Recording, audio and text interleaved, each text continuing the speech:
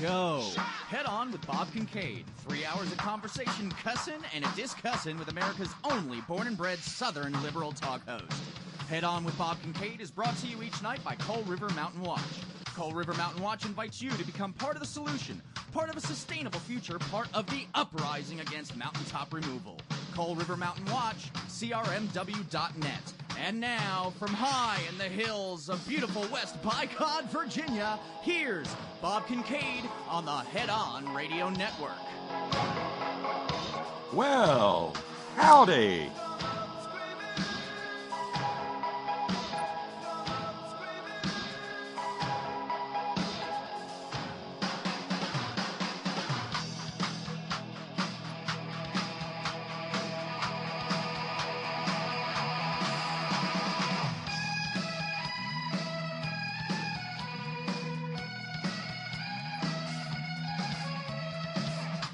And here we go. We are off and running for another live broadcast on the Horn. It is the 18th day of May, 2018. Headon.live is where we live, and that's where you can go to pick yourself out a screen name and a password and become part of the Madcap Mary Zany Wacky real-time multimedia extravaganza that is the Horn chat room. Yes, if you do pick yourself out a screen name and a password, you'll be immediately met and welcomed and greeted by the likes of Anatole and Silent R. Lamar and Sailor Chick and Squeaky and B.T. Blom, all capably moderated by longtime, and Man Cave, all capably moderated by longtime inveterate, by pinch hit midweek utility chat room moderator and all-around great guy, Steve from Georgistan, who is probably is still. I know why he wasn't in the room last night. He had just received a shipment from Katz's Delicatessen in New York City and was probably half out of his mind on Noblerwurst and Knockwurst and pastrami. I know, I would have been. That's okay, Steve. Not to worry, buddy. I understand that kind of thing. But Man Cave is just kind of being a civilian this evening. But he'll be hard at work here in about an hour because it's Friday. That means it's Friday on the front porch.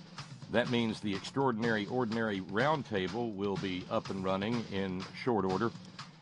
And listen, if you want to, no problem. Steve from Georgistan in the chat room says, thanks for your understanding, Bob. I do. I understand completely. And I won't look for you for a couple of days when you get that order of lox and bagels from Russ and Daughters either. You'll probably have to disappear for a couple of days for that one too, because you'll just be half out of your mind on smoked salmon. Yes, you will, because it's so good. But it's I guess we all know what we're going to be talking about this evening, don't we? And with that in mind, I encourage, because when these things happen, such as Santa Fe, Texas, we find ourselves sort of, it's one of those moments when you can feel the sense of isolation more acutely than others. And consequently, I encourage people to talk about it. And so if you'd like to be part of the Extraordinary Ordinary Roundtable here in about an hour and converse, it's easy enough to do. If you're not already friends or connected to or a contact with, or however, whatever particular terminology we use with Skype, send a contact request on Skype to Sparky Dunk, SparkYDUNC, Sparky Dunk, one word, and he'll show you the breadcrumb trail to get into the conversation. Because it's not good to feel all alone in the midst of such chaotic madness.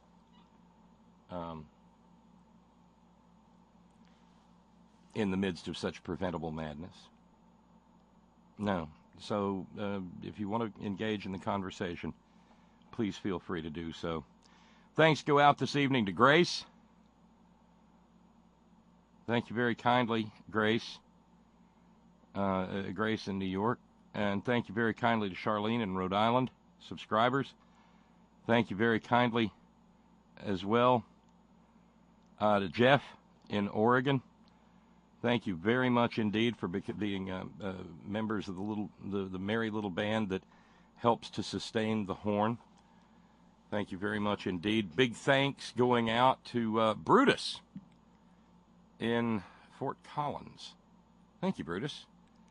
That means we've got, all told, taken together, we got about $100 to raise this evening.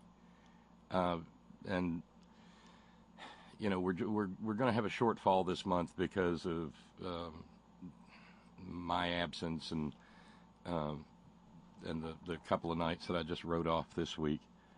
But actually, Brutus took a big chunk out of that, and we could just say we'll raise $200 this evening, and that'll close the week. So let's do that. 10 at 20, 20 at 10. Thank you very kindly to Brutus, and thank you to our subscribers.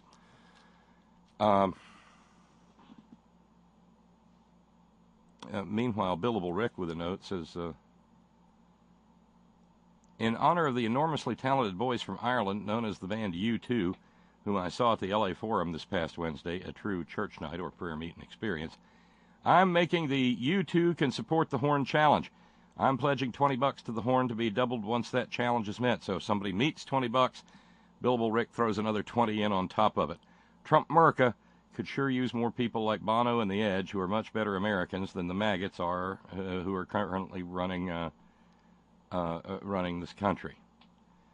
Thank you, Billable Rick. And in addition, I had a note from Chris in Germany telling me to carry over her challenge to this evening. So there are $45 worth of challenges. Let's see. That'd knock down $110 worth of fundraising if folks want to respond, and I hope they do. I've got a note here from Terrace. Might as well dive right into what's going to eat up the news cycle this evening. My thoughts, Santa Fe, Texas, subject line. My thoughts, says Terrace, are with Oliver North, gun runner, Wayne the Peter, terrorist, and every single NRA member. My thoughts are with every manufacturer of guns and ammo and their employees. My thoughts are with every Republican in Congress and in the White House and every motherfucker who votes for them. I think I understand why they're in Terrace's thoughts. Because he's remembering that things like this are cause and effect, and that there's a reason why people get shot up in Santa Fe, Texas, and Parkland, Florida, and Blacksburg, Virginia, and Newtown, Connecticut, and Tucson, Arizona, and Aurora, Colorado, and on and on and on. And most of that lies with the National Rifle Association, America's wealthiest, most powerful domestic terror organization. They have, of course, gone to ground at the moment. They'll be quiet for a little bit until they start attacking the kids from Santa Fe, Texas, because Santa Fe, Texas had a March for Our Lives group there, and there was a photograph taken of them a couple of weeks ago, and one wonders if any of the kids in that photograph are dead. There are details, and that's really all you can do with a story like this.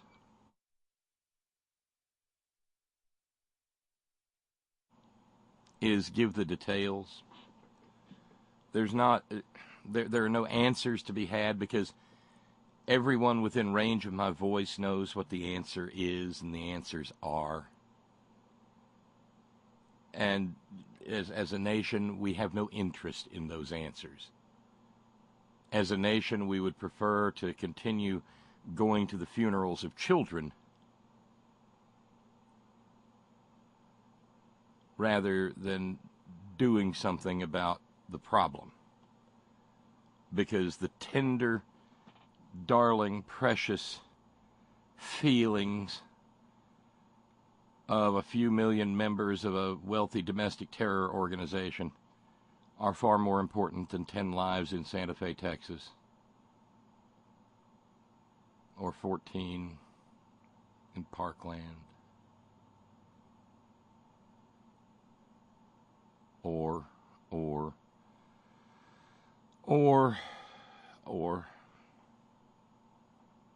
so we know that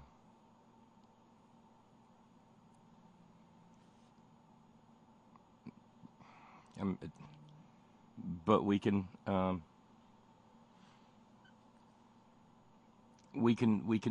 tally the facts, and that's all we can do. The thoughts and prayers have already rolled out from, say, the Senator and anointed booger-eating future King of America, Rafaelito Eduardo Cruz, son of Rafael Eduardo Cruz, the man who forgot to become an American for a very long time.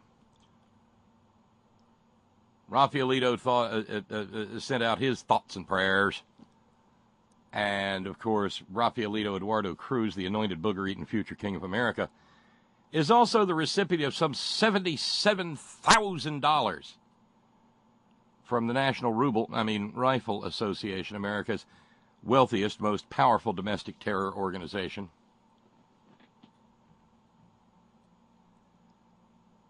And there are some things that we know that we can say about the young man who decided to open up the gates of hell in Santa Fe, Texas today.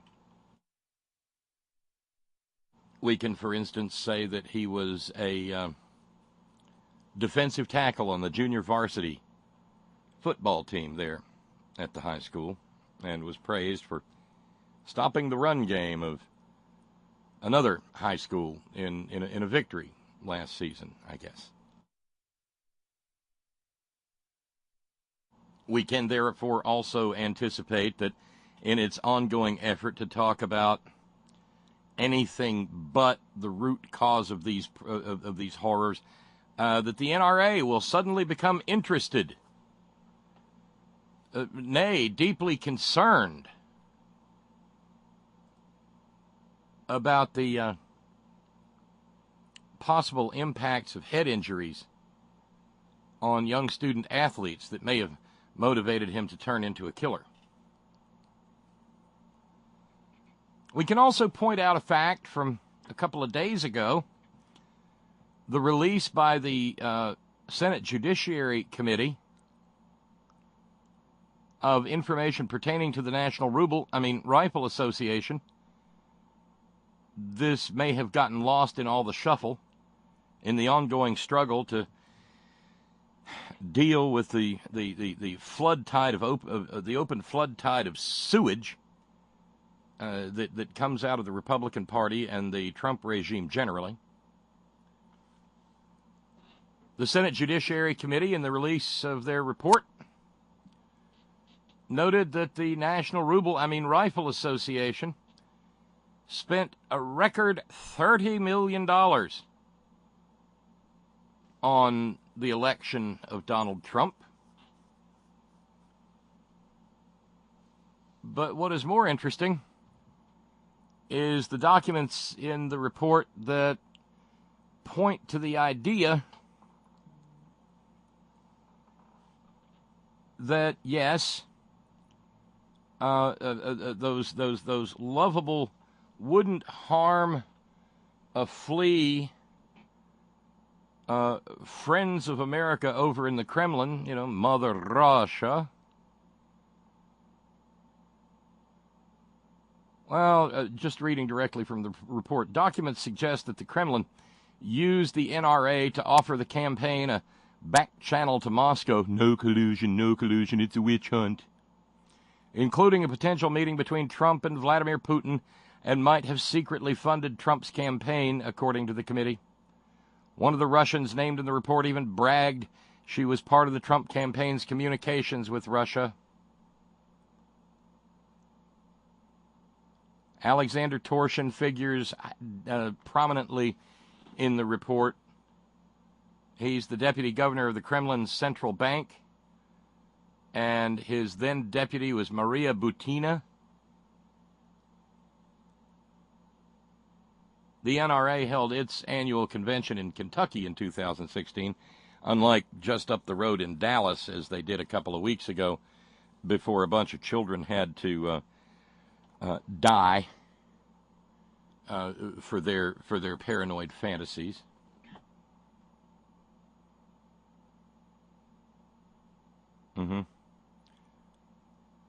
Torsion also hosted an NRA delegation in Moscow in 2015.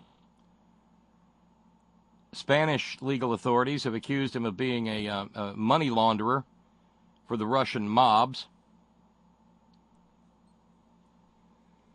And Mirabila Dictu. He's also been sanctioned by the federal government.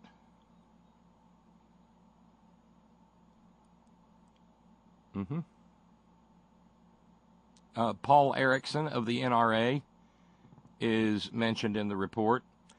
Among other things, he sent an email to a Trump advisor about setting up a meeting between candidate Trump and lovable, huggable, snuggleable Vladimir Putiput. In the email, he said, Putin is deadly serious, and by God, well, Putin is deadly serious about building a good relationship with Mr. Trump. He wants to extend an invitation to Mr. Trump to visit him in the Kremlin before the election. He says they've got some videos they might both enjoy watching. No, I added the part about watching videos. No, I just said, you're right. No collusion. It's a witch hunt. Yeah, right. Yeah. Oh, I want to thank, by the way, I want to thank Steve and Georgia Stan and Ms. Karen and little Cletus and little Twiggy for meeting Billable Rick's challenge. Thank you very kindly, Steve, and your entire little family. Thank you very much indeed. And I just got a note from Ralph's. In honor of the National Ruble Association, I'm offering $20. May they rot in hell. Hug. Hugs back, Ralph's. May they rot in hell indeed. So there's $45 more in challenges on the table. And that'll go a long way toward knocking down this evening. Thank you, Ralph's. Thank you, Chris. Thank you, Steve. And thank you for getting it all started, Billable Rick. Thanks very kindly to our buddy V.T. Blom in the chat room. We'll put that toward Chris's challenge, meaning there's $15 left on that. Thank you. Steve in New York with a note. Subject line, what does it say about me? I spoke with my partner in Ottawa today. I asked him if he heard about the fuckwad lawyer in New York and his racial epithets. He asked me if I'd heard about what happened in Texas. I honestly didn't know what he meant until I heard him utter the words school shooting. After he mentioned it, and I remembered, the only thing I could say was, another day in America. Because that's what it comes down to. And, you know, the NRA, for all it ballyhoos about its love of America and constitutional rights, the only right they care about is the Second Amendment, and they don't even read that correctly. They certainly don't care about a woman's right to choose. They don't give a good goddamn about not quartering troops. And frankly, they wish that everybody else would shut up with all that free speech they're doing, talking about things like the fact that they're up to their eyeballs in rubles. Yeah. So, you know, there's that. But I understand, Steve. Don't beat yourself up. But there are facts that we can deal with out of all of this, beyond even things like, you know, the dirty money and the dirty influence and the anti-American inclinations.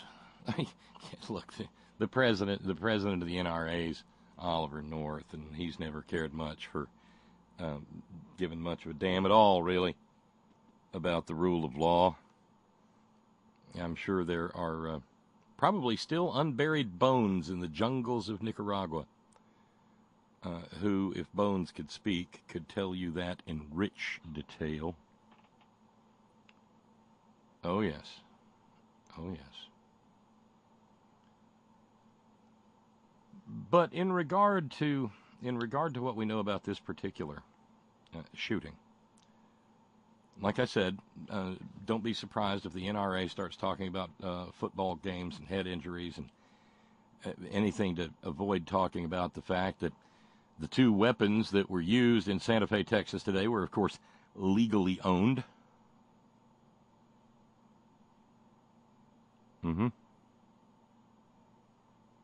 A .38 caliber revolver and a shotgun.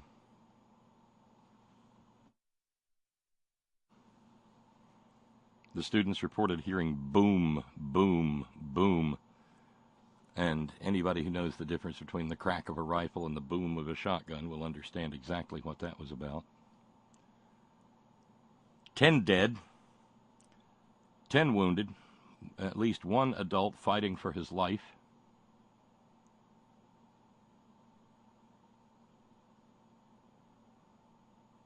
Chilling as hell.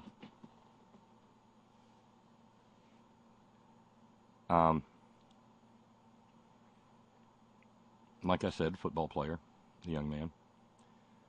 But also a young man who posted on social media things like a photograph of a T-shirt labeled "Born to Kill." Born to Kill. And the fact that he had was in possession of a coat with neo-Nazi insignia, or neo-Nazi symbology. Yeah.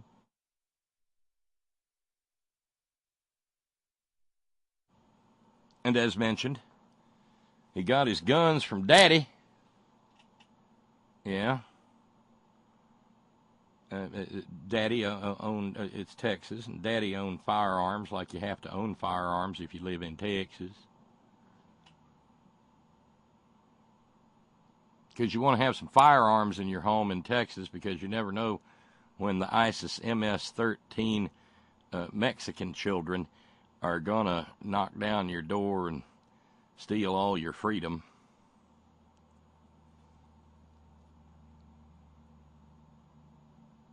And yeah, here's the weird part. There was apparently no AR-15 involved.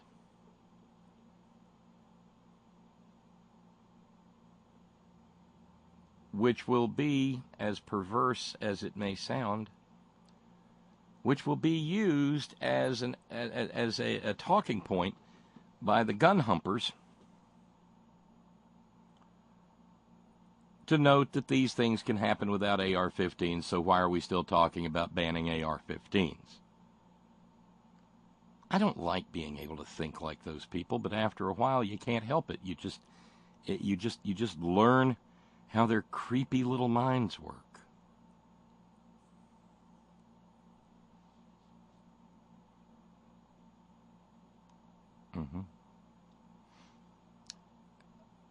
And this was, well, it happened in Texas, and so that meant that there was going to be some bizarreness. Shortly after emergency response vehicles began speeding toward the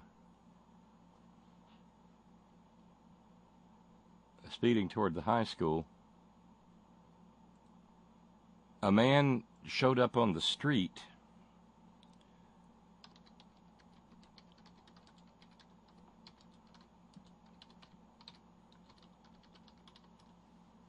carrying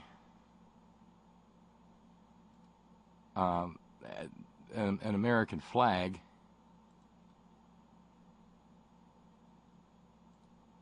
No, really.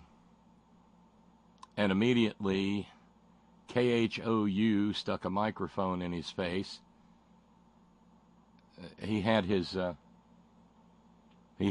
Trump Make America Great Again hat on, and he's carrying an American flag. Let's see what he had to say.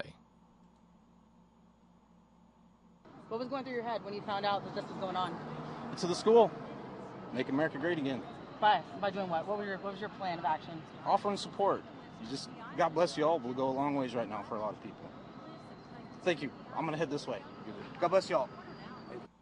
And then as he turns with his American flag and his olive drab T-shirt that's got an American flag in outline hanging downward,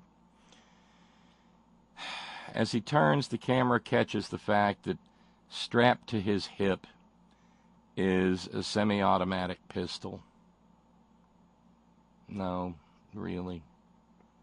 A flag and a semi-automatic pistol. He was just going to go and offer up some thoughts and prayers at the school, because you heard him say it. Probably go a long way for some people right now, some thoughts and prayers.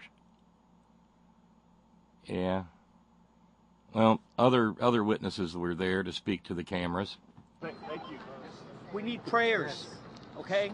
We need prayers. This idiot is walking down the street with a damn pistol on his side where we just had kids get shot, okay? I'm a gun rights person. I have guns, okay? But this idiot is walking down here and saying that he needs to make America great again. That's not what America needs. America needs prayers. We don't need this crap. I'm sorry. I believe in the Second Amendment. I believe in everything. But this guy right here is walking into a crime scene with a pistol on him. And I hope they get him, because this is a crime scene. This is an embarrassment. Yes. The gentleman is a good, God-fearing, upstanding supporter of the Second Amendment. And the guy in the Trump Make America Great Again hat is embarrassing him. And, of course, he says we need prayers. Prayers is what we need. Kind of missing the point again, but raising another issue. And I want to be clear, I've been guilty of this. One of the elements of any of these sorts of discussions has become saying, I support the Second Amendment, but, or I support gun rights, but, because the gun rights have to be mentioned before the bleeding corpses of the children are mentioned. I mean, we got a Second Amendment for a reason.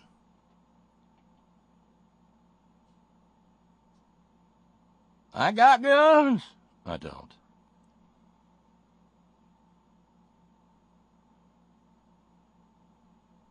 But what we need now is prayers. Strikes me that the prayers, if you're one of those folks who stands by the usefulness of praying,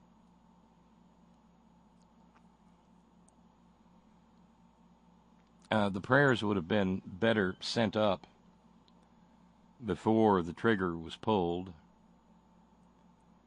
because it just becomes an exercise in mean-spiritedness after the trigger has been squeezed.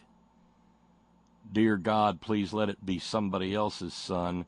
Heavenly Father, please let it be someone else's daughter and not mine.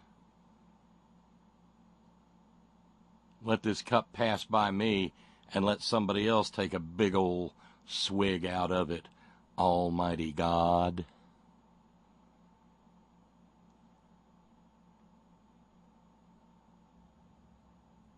Ron, in the, I'm presuming not frozen part of the frozen north, because I've seen some frozen north lately, courtesy of Chris in the Northwest Territories. Ron says, the Texas dude was probably just on his way to the neighborhood Kroger's and thought he would stop off at the shooting to offer his support before he went down to buy his supply of pig's knuckles and pickled eggs. I wish that was the case, Ron. He said he was on his way to the school, because, you know, just some prayers might do folks a lot of good. Now, the fact of the matter is, what he was really doing is he saw how much publicity the guy in, Sugarland? Sunderland Springs? he saw the amount that he got for going in and stopping the shooting, and he was hoping he might get to, that's why he had his pistol. He was hoping he might get to shoot somebody. It was later reported, in fact, that law enforcement authorities did stop him.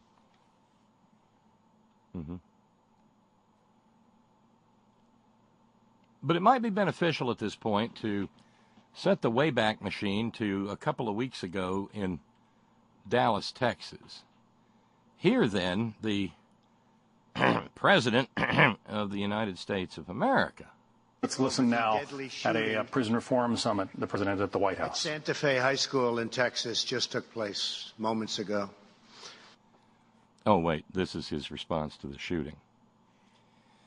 Get the hockey puck. We're closely monitoring the situation, and federal authorities are coordinating with local officials. This has been going on too long in our country, too many years, too many decades now. We grieve for the terrible loss of life and send our support and love to everyone affected by this absolutely horrific attack. To the students, families, teachers, and personnel at Santa Fe High. Hi. He's proud of his big words today, but the fact of the matter is, instead of the word horrific there, Nectarine Nero, you might use the words ordinary and predictable, or entirely expected, or reasonable and foreseeable, if you want to sound like one of those hotshot lawyers that keep refusing to work for you. But he had been at the NRA convention a couple of weeks before, at which point he informed the mouth-breathing knuckle walkers there assembled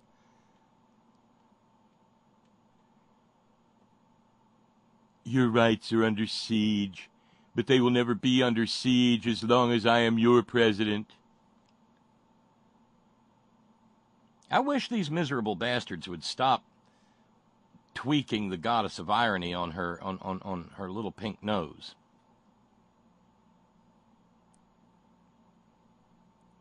Vice President Mike Pencilneck Geek also spoke to them there at the NRA Clavern. We say to the students, families, and teachers of... Well, no, wait. He said... that was what he said today. We say to the students, families, and teachers of all those affected in the entire community, we're with you. You're in our prayers, and I know you're in the prayers of the American people. But they weren't in his prayers a couple of weeks ago, because that's when he said to the NRA Clavern, I'm a Christian, I'm a conservative, and I'm a card-carrying member of the NRA. That's what he said a couple of weeks ago.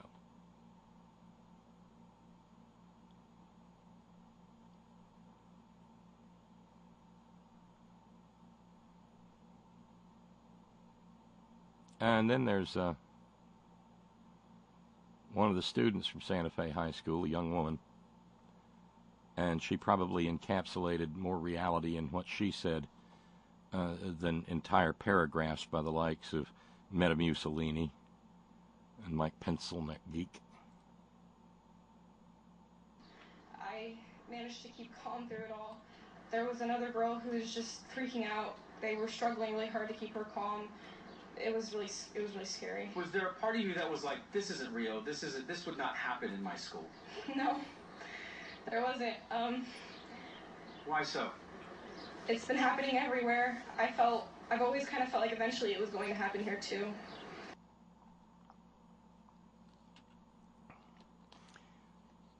This is the modern fatalism of a child, quite possibly, well, certainly not even 2 decades old. I figured it was going to happen here too.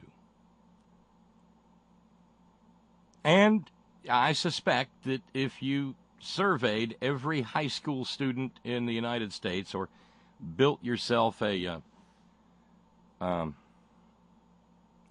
statistically valid model for surveying them, you would probably find that there aren't many places in the United States of America where those students don't expect it to also happen to them.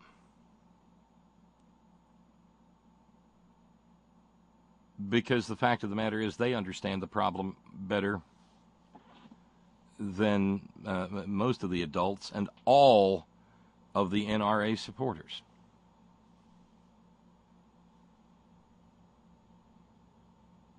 Because it can happen anywhere. Because the National Rifle Association's roulette wheel of death, the NRA death lottery, can touch any part of this country. And with today's news out of Santa Fe, Texas, Holy Faith, Texas, we passed a bit of a milestone.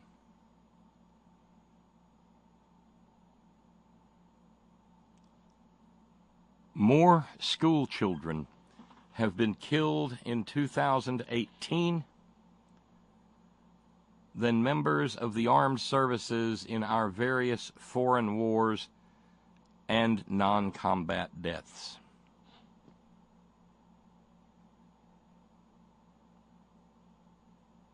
The Washington Post writes, initial estimates put the number killed at Santa Fe High School at 10. We can compare that to figures for the military compiled from the Defense Department news releases, including both combat and non-combat deaths, even excluding non-students who died in school shootings, for example, teachers. The total still exceeds military casualties.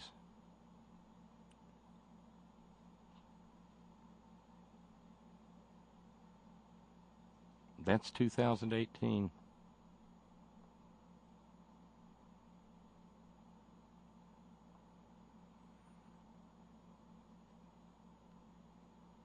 Dr. John offers a note in that regard,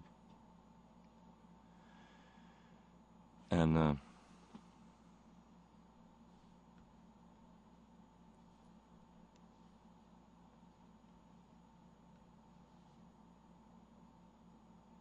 wait a second, damn mail app crashed.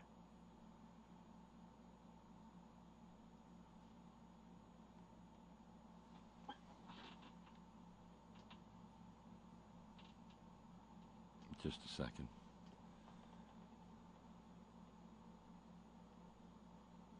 There we go.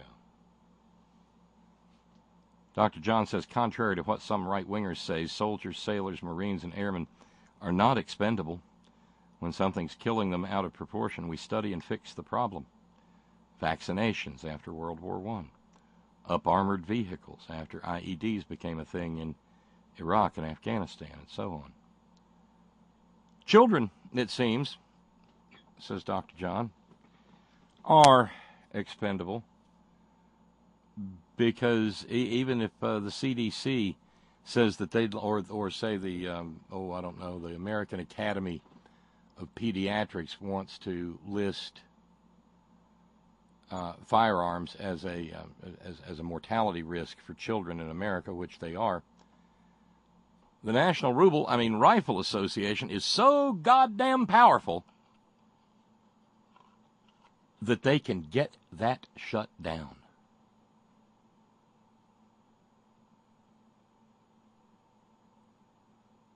Compare what you've heard thus far, especially the words of the young woman from Santa Fe High School.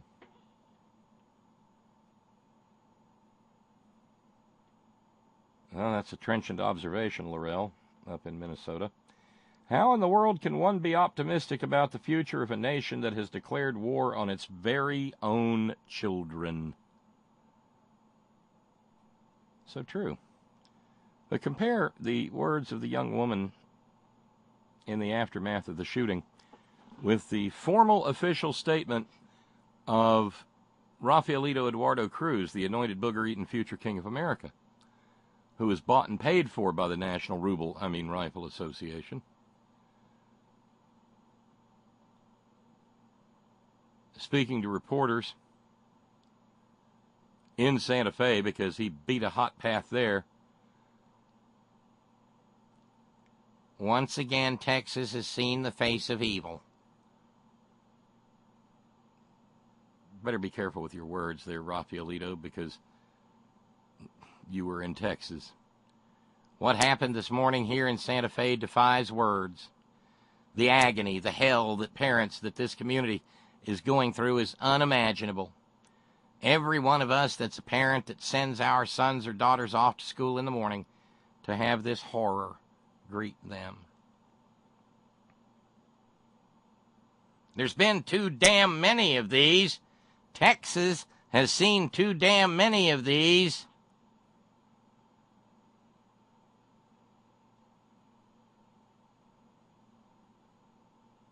Speaking to the residents of Santa Fe, he said, "You're being lifted up in prayer by millions of people across the country and across the world." Yeah, they may be being lifted up in prayers, but they're being let down real hard in terms of actual policy to make this stop happening. And by the way, let's see. Steve wants to know, Steve in New York, did he have an "Only God Can Judge Me" tattoo, the guy with the flag and the gun? They didn't zoom in that closely, Steve. Wouldn't surprise me a dime's worth if he did. Or maybe a melon lave tattoo or something, wash your melon.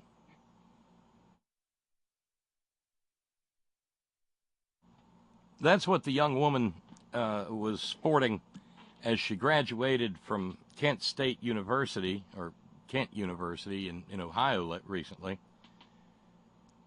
As she took her diploma, she walked away with an AR-15 slung across her back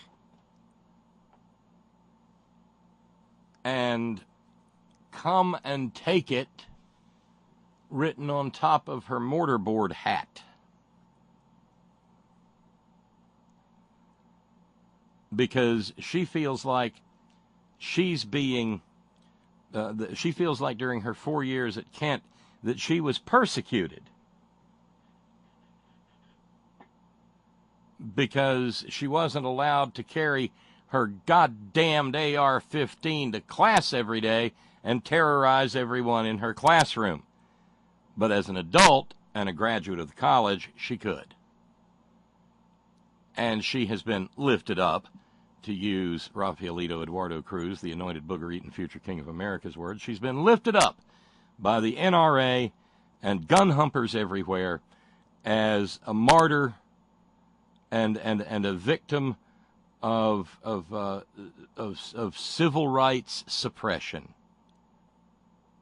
Yeah.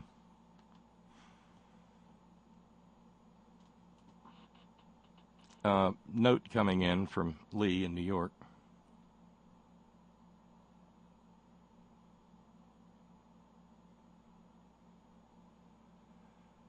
From the Trump Television Network, in its partnership with Sinclair Broadcasting, the new season of NRA TV's reality series More Guns at More Schools has begun. Last season ended with the cliffhanger of Parkland students. The audience was left wondering what the new season would bring. Good guys with guns, new laws, people defending their rights. The wait is now over. The intro to the new season starts off with smiling rebuttal to the past. Not last year, 1970. In this flashback, the murderous Ohio National Guard was dispatched to wage war on students who did not want to wage war on Vietnam. If they were not going to be killed by Viet Cong over there, they might as well be killed by the National Guard over here. Let the battle commence. Commence. That word's so significant. For it was Caitlin Bennett's commencement that freed her from the shackles of student life to the freedom of open carry on campus. The image fades to a dream scene where she puts on her "Come and Take It" mortarboard and unleashes AR-10 fire that mows down the deep state National Guard forces to rescue the students from oppressive government. The battlefield fades, and we're back in 2018. Thankfully, Caitlin returns before she can be arrested for murdering law enforcement officials carrying out their duty. The next episode takes place in Santa Fe, Texas. Students are reading Fahrenheit 451. The fire alarm goes off. The students who did not read the book are unaware that all fire alarms are false since only books are burned. When outside, these Darwin Award winners are given an education in the Second Amendment. If they paid attention to social studies, U.S. government, or whatever the liberal elites call it now, they would know that a good guy with a gun always kills the bad guy with a gun. They failed the test of life and do not graduate, because if they were actually the good guys, they would have had guns. Precisely, Lee. Precisely.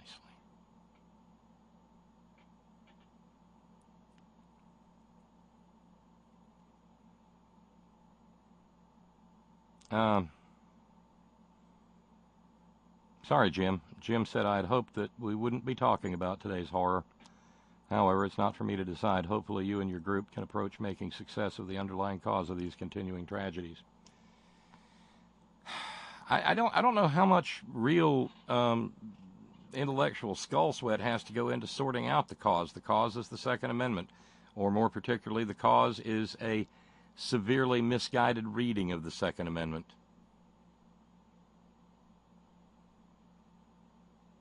Isn't it interesting that the Constitution contains lots of stuff that we don't pay attention to anymore? Like the person who comes in second becoming the vice president. Yeah, we got just sort of got around that right quick. Or, hey, the 3/5 clause. Some might say that it's not technically observed, but it still has a sort of lingering after effect. But we don't actually run around saying that people of color are 3/5 of a human being anymore.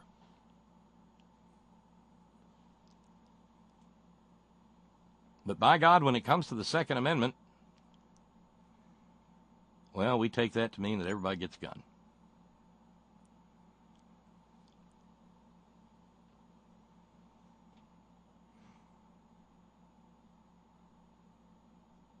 Our buddy Todd says, I wonder what Neil Young has to say about this incident. I imagine there are several songs we could probably call up that would address that issue. And yes, Arnold, I agree with you. Fuck the NRA. Well, I mean, I agree with you and I don't. I do not wish to have sex with anyone at the NRA. Boo.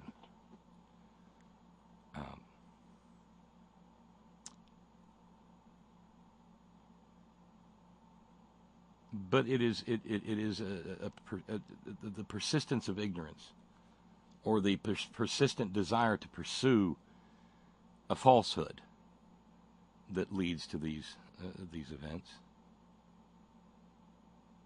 And yeah, the fact that it was a shotgun and a revolver does complicate the issue, because it makes clear that banning assault weapons is not an answer. I'll say here the thing that makes the National Rifle Association jump up and down and masturbate with their hands down their pants. It is the easy access to guns of all sorts that makes this happen. I will remind folks, and myself as well,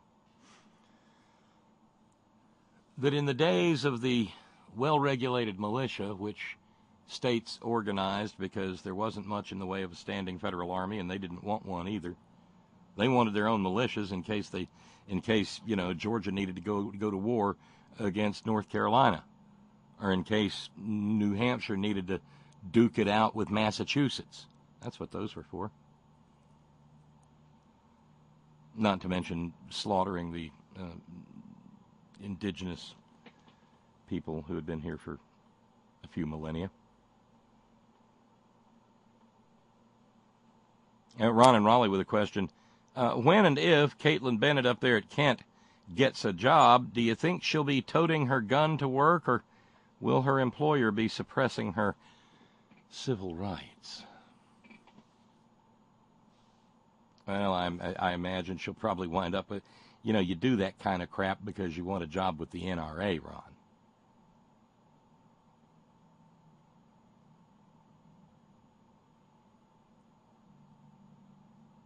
Yeah. Note coming in from Brother Deacon Asa.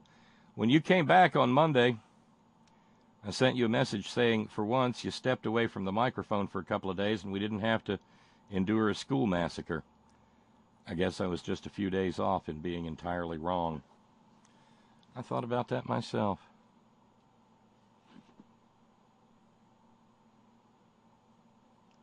Point taken, Flavio. Wrong, Bob. People of color are no longer 3/5 of a person. They're just animals now. Not people, just animals. Ooh, but super predators brought to heel. Hillary. Ooh, ooh, ooh, ooh. I know.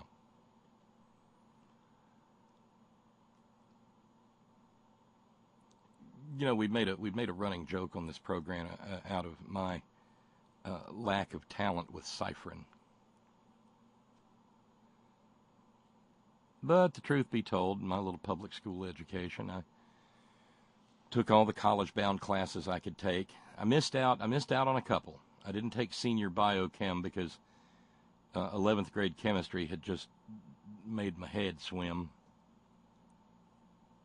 But most of the time I could be found in the fine arts portion of the high school I went to.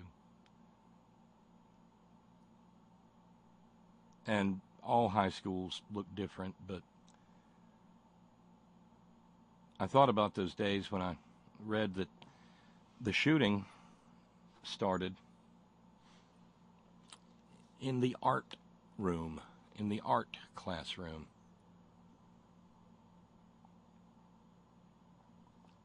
Again, a young man with right-wing tendencies, and a jock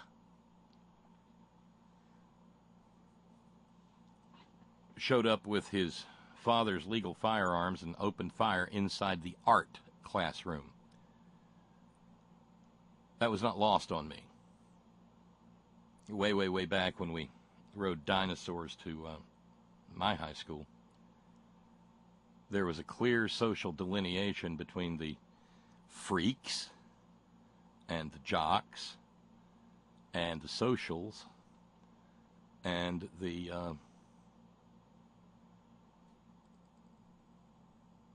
artsy people. There is a sexuality euphemism that is vile and vulgar that I will not use, that was used to describe those of us who participated in things like theater and speech and music and visual arts. But that was not lost on me. Is that just the first classroom that he came to? Or was there a reason?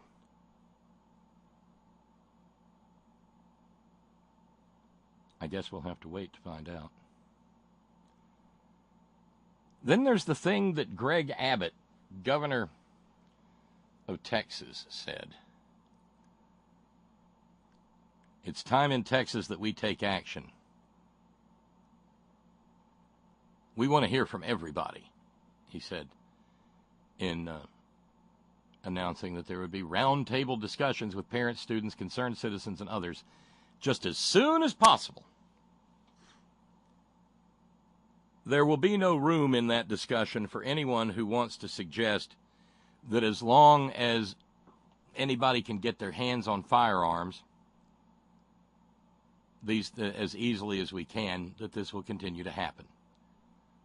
That as long as private ownership of firearms is worshipped as some sort of sacrament, that these horrors will continue to unfold.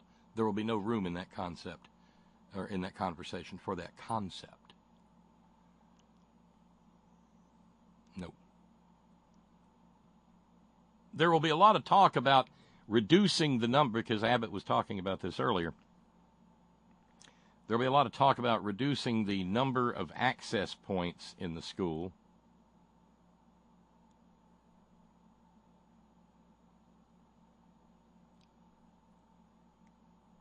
and making it and staggering the times at which children come to school because there aren't enough school resource officers.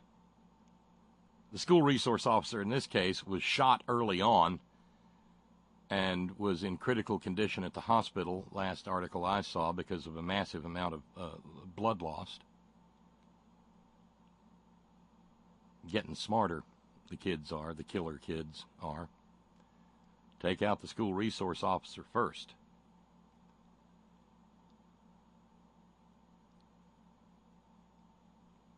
But it does not matter how many hardened bunkers we turn our schools into.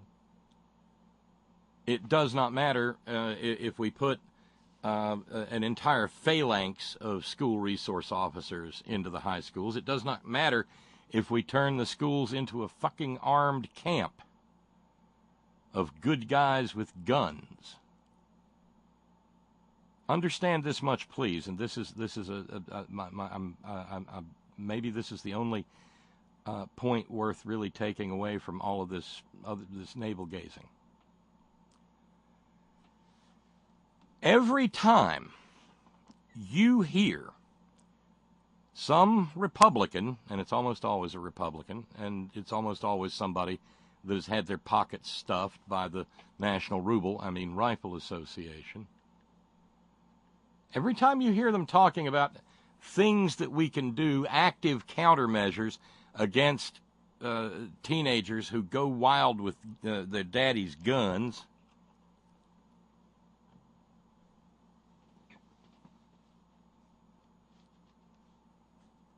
what you're actually hearing is a plea to protect the firearms.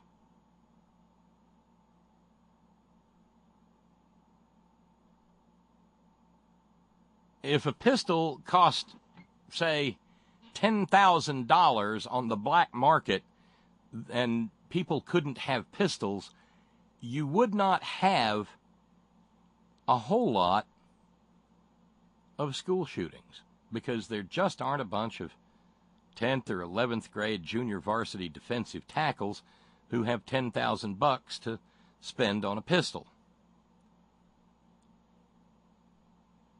I'll say something that, it'll go over like a turd in a punch bowl here in West Virginia, but I'll say this. This country needs to be disarmed. Because until such time as they are, this continues to happen. We average one school shooting per week now in the United States of America in 2018.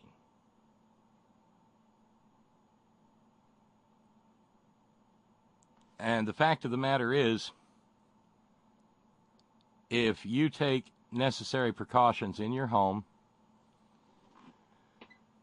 and some bad person gets through the door after you've locked it and deadbolted it, and after you've got alarms on the windows, then they're pretty well determined to kill you anyway. And your odds are not good even if you've got a machine gun nest just outside the bathroom door. You have done something to make yourself attractive to someone who wants to kill your ass. And this. It's already been announced that the young man who did the slaughtering has been charged as an adult.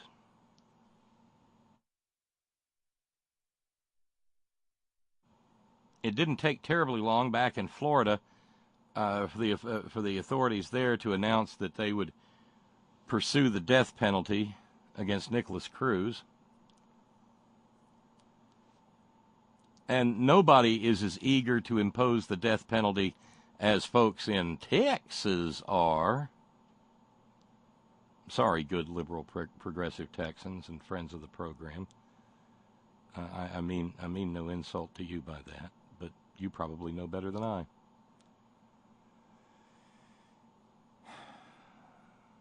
But here's the question. How did young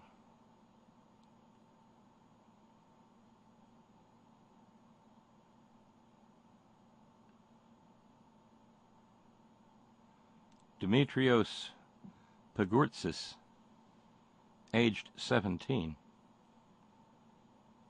how did he get his hands on Daddy's guns?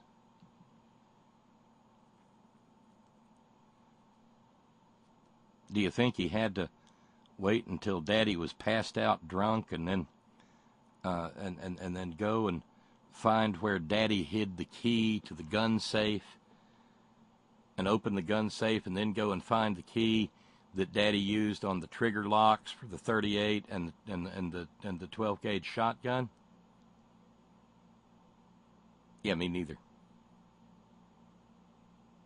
It's Texas. The guns were probably proudly displayed, say, maybe in the den, in maybe a glass-fronted gun cabinet. And all he had to do was walk in and open the cabinet and take out the shotgun and the pistol, and away he went. Trigger lock. What the hell good is a gun if it's got a trigger lock on it? When them 9-year-old members of the MS-13 ISIS those animals come barreling over the drier parts of the Rio Grande and come looking for your freedom. Ain't no sense in having a gun if you can't use a gun to defend your home. Right there when you need it, that's why the ammunition's already in it.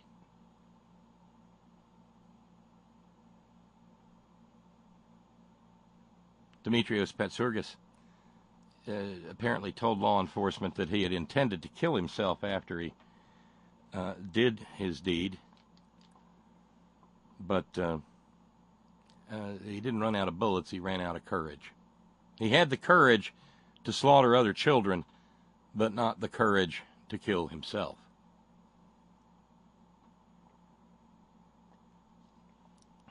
So, Mr. Patsourgis,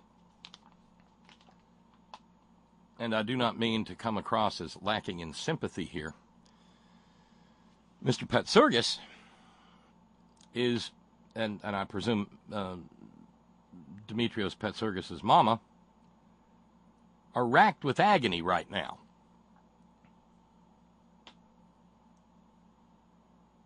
For what their 17-year-old boy has done. Since he was on the football team, I presume that Dimitrios had friends.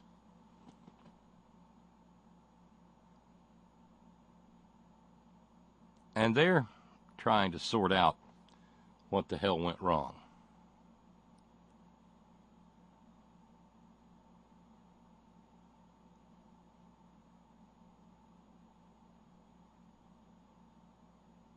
And so consequently, the question, the students who knew him will wonder, and a couple other people were taken into custody as persons of interest. And CNN reports there were homemade bombs found around the school. Apparently this was supposed to be bigger than it was. What a horrifying thought that is.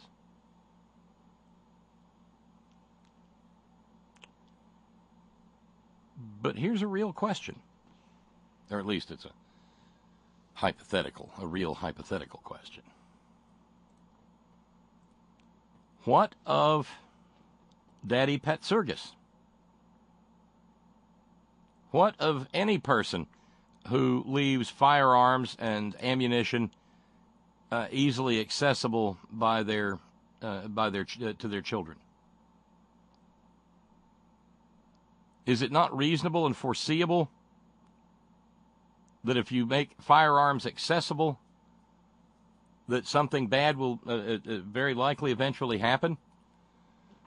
like any number of toddler stories we've had of toddlers killing mamas, toddlers killing siblings, because the firearms are just left laying around.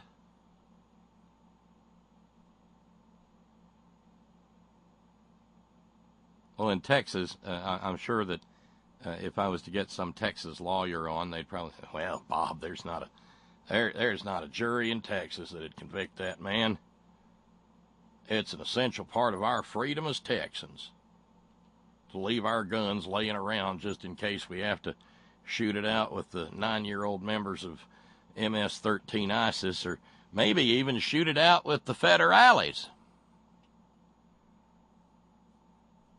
Because we're all about our freedom in Texas.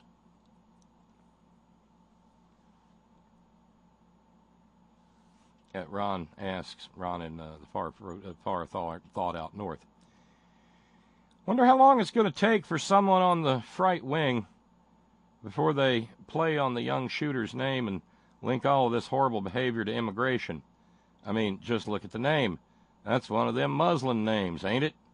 Sure ain't a real American name, like Smith or Jones.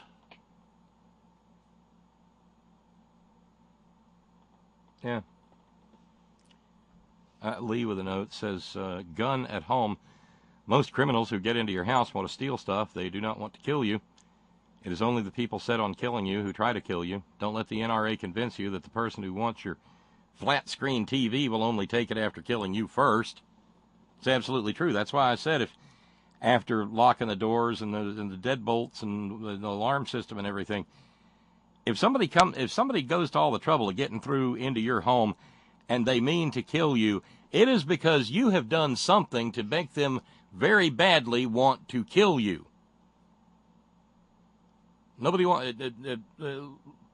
Lee's right. Nobody wants to bump you off over your TV.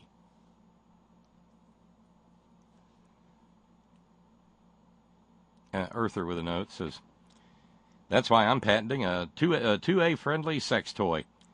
I'm going to make a strap-on with a built-in hip holster. So if the missus is pegging her partner and an ISIS breaks in, she's ready. I'll just slap a sticker on it.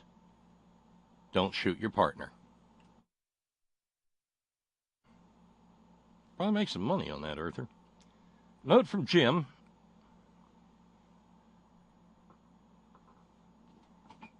Regarding my statement that the United States needs to be disarmed, Jim asks, how? As long as the Second Amendment is fetishized and monetized by massive power bases, I cannot see the solution, noble indeed, but not workable, like prohibition. Really.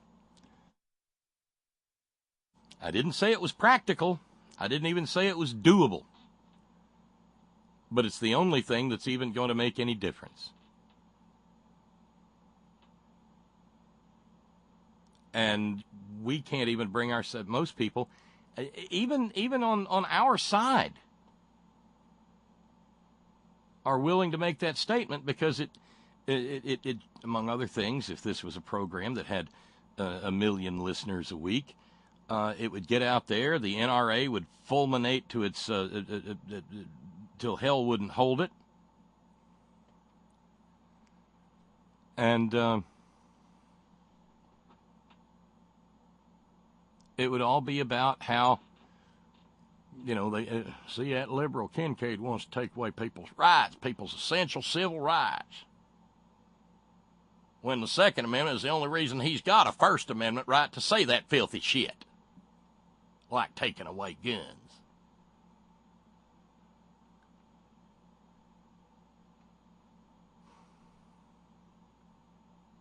Sadly, the pragmatism that Jim offers up is more realistic than what I said. And the fact of the matter is, that means there's going to be more and more and more.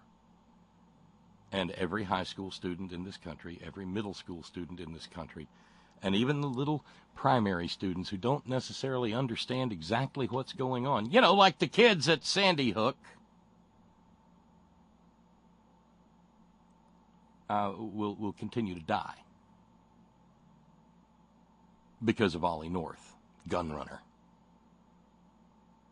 because of Dana Lush, because of Coleon Noir and Greg Stinkfield and Wayne the Peter. These godforsaken millionaires speaking up for a relative minority of people in this country who feel like they have a right to keep firearms and don't care how many children have to die to prove it.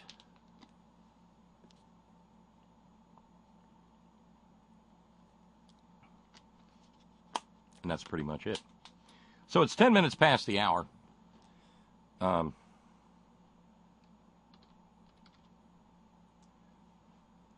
And it's time for us to fire up the Extraordinary Ordinary Roundtable. If you'd like to participate, again, all you have to do is get on Skype and send a contact request to SparkyDunk, SparkYDUNC. And that'll pretty much get you moving toward the conversation. Arnold with a note said, kid probably couldn't get laid. On the other hand, he says, everyone here was an art room kid. Man, that's messed up. Yeah, it is. Todd says, what you were saying sounds good until you talk about black people, the Ku Klux Klan, neo-Nazis, and plain old hateful white folks. There are folks who are willing to break into a black person's house to go there. By the way, Texas, maybe just today, maybe it's too large. It should be cut into 3 sections. Or maybe 5. Maybe there shouldn't be a state in the Union bigger than, Massachusetts. Funny how those tiny little New England states are the ones that actually manage to practice real democracy, isn't it? But I get your point, Todd. But then again, even the brutalities of lynching only happened after the United States government abandoned Reconstruction and took the occupying Union forces out of the South and allowed the South to win the post-war insurgency. Food for thought. And again, there is $15 remaining on Chris's challenge, and there is $20 remaining on Ralph's challenge.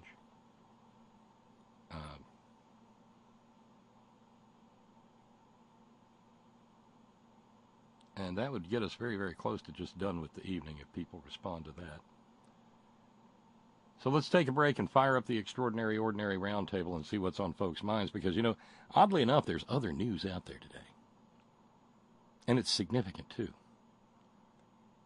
While we're mourning the children of Santa Fe, Texas, there are 100 families mourning a downed, crashed Boeing 737 that was trying to leave a Havana Air 737 trying to make it from, Havana to Guyana, and didn't make it much past the runway. Yeah. This is listener-supported Conversation Radio, Friday on the Front Porch. I'm Bob Kincaid. We'll be back.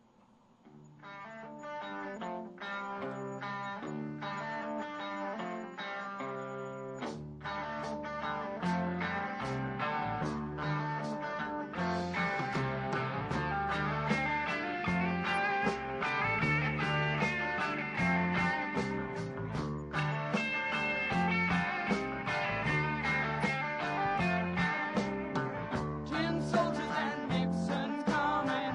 We'll finally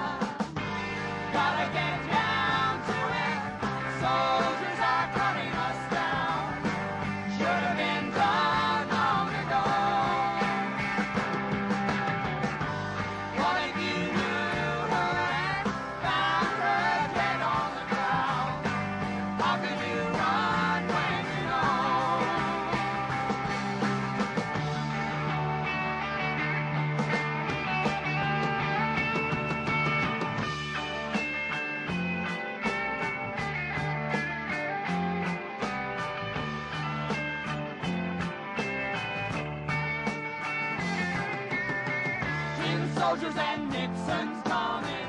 We're finally on our own. This summer I hear the drumming. For dead in Ohio. For dead in Ohio. For dead in Ohio. For dead in Ohio. For dead in Ohio. Howling war.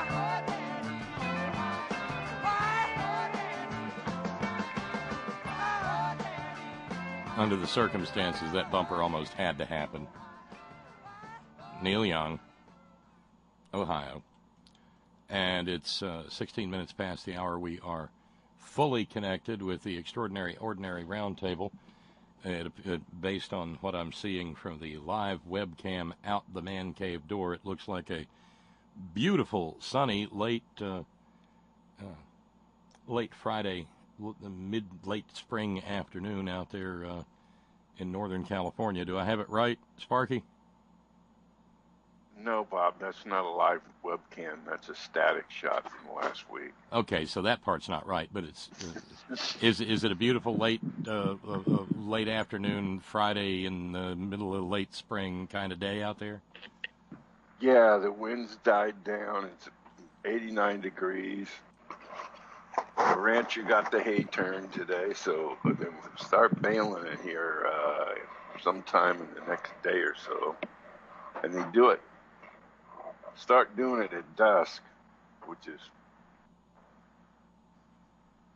bad because the noise keeps on going all night long. Oh, yeah, it's an all-night affair. Yeah. So there's that.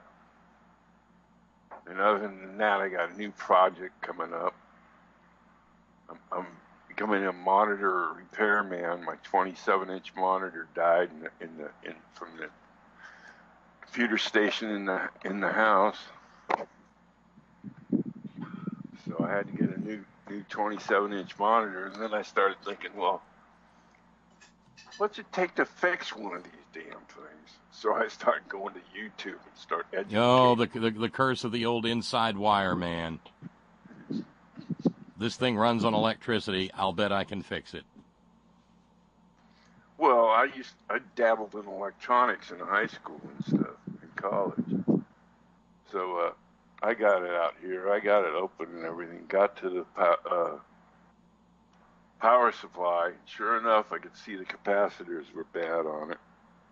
This capacitors now, I mean, they got little marks on the top of them, X's. I mean, the lines are off and the top puffs up if they go bad. So you just got to find the capacitor and you're good? Yeah, I got some capacitors coming. Hopefully, I got the right ones. But anyway, and then desolder them. I got a solder sucker coming and some mesh to help get the solder off. Oh, you know what they say? Idle hands are the devil's plaything. So at least you're not going to be idle. No, when it gets here, I might wait till my minion comes over and educate him on something. Hey, that could be handy. That's the transmission of knowledge.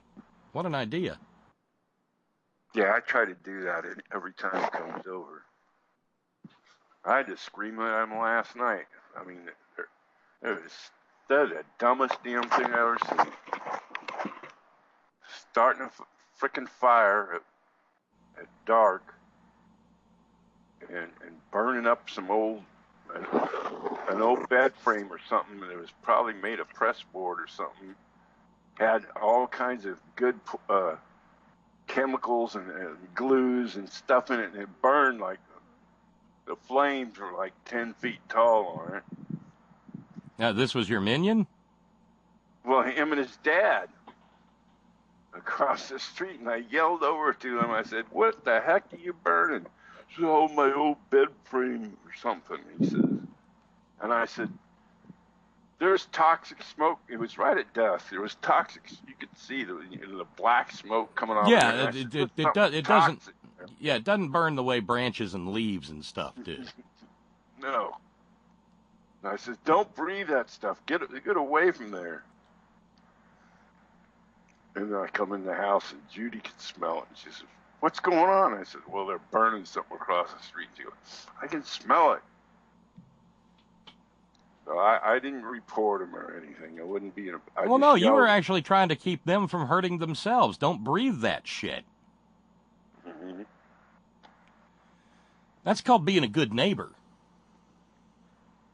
Yeah, so that's what I did last night, being my neighborly stuff, I guess. Well, good on you. That's a good way to be. Because if you'd just been an asshole, you would have just turned them in. Yeah, and I could just call 911 and say my neighbor. Well, I mean, aren't you? It's illegal to burn right now. Well, I was about to say, I mean, isn't there a risk that that could just set everything from, everything from where you are to where Clarity is on fire? No, but it's just the air quality board regulates when you can burn here, if you can burn. Within the city limits of Red Bluff, you can't burn anything. There's too many people bitch about it. But out here, for certain times of the year, you call the air quality board, and they'll tell you whether it's a burn day or not. And yesterday was not a burn day. Oh, no, that ends, it's like the 1st of May or something it ends. You can't burn all summer long. No way, no how.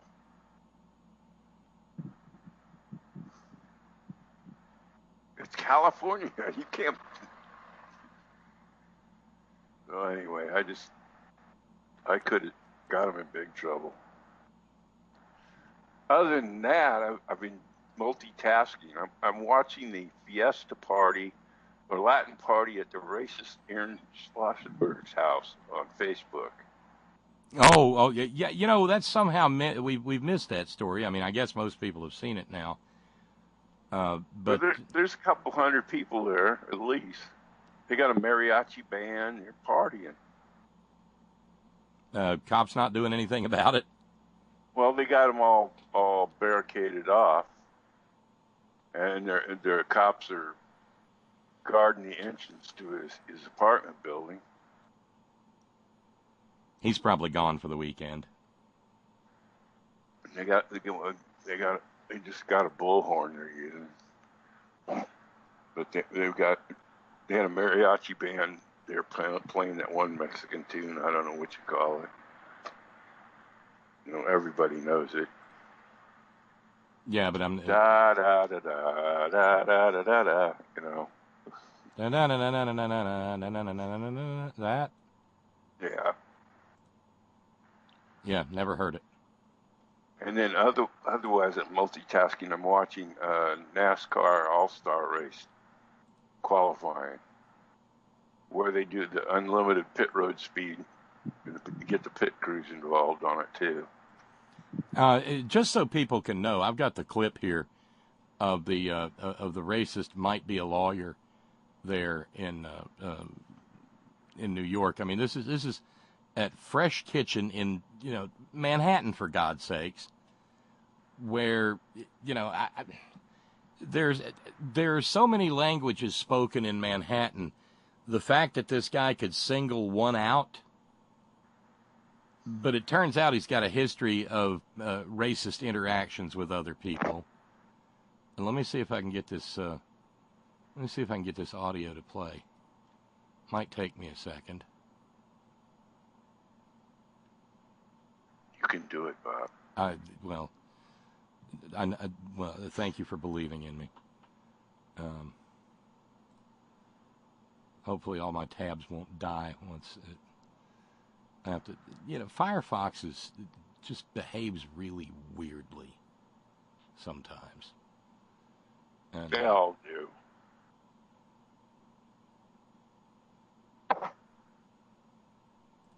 Okay, it won't take me a second.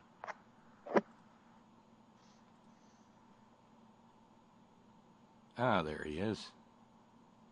Probably has something to do with the fact that I keep about 1,000 tabs open for any given program. So this happened a couple of days ago in Manhattan. The guy's name is Aaron Schlossberg.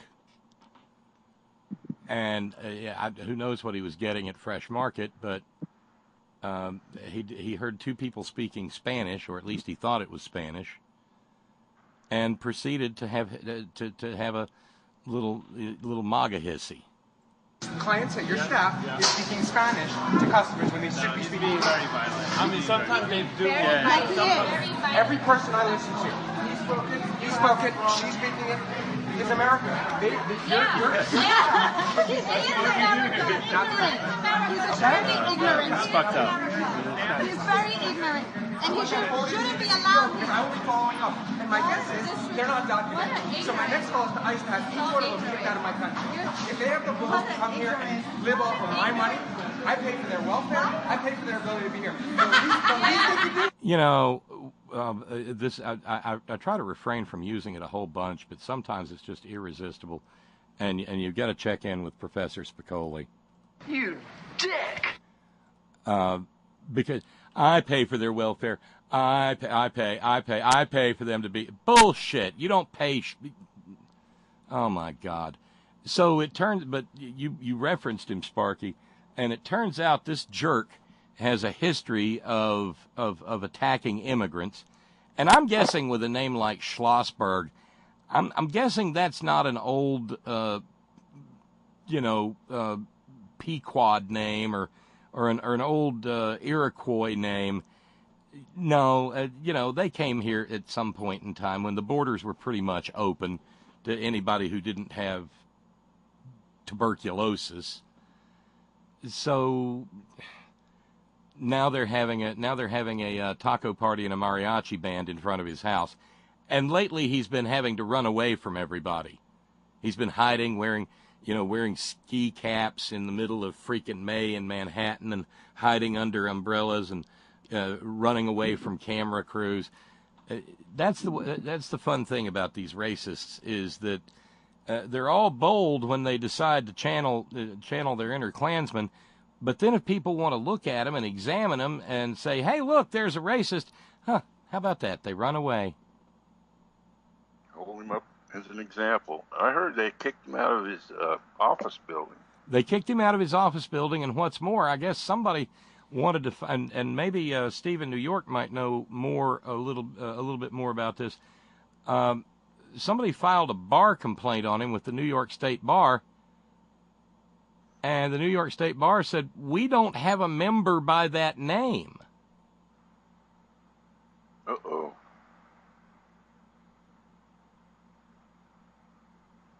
So was he practicing law without a shingle? Who knows? And meanwhile, down in Philly, and this'll, I think Todd's listening, this'll do his heart good, and probably does Clarence's heart good, too.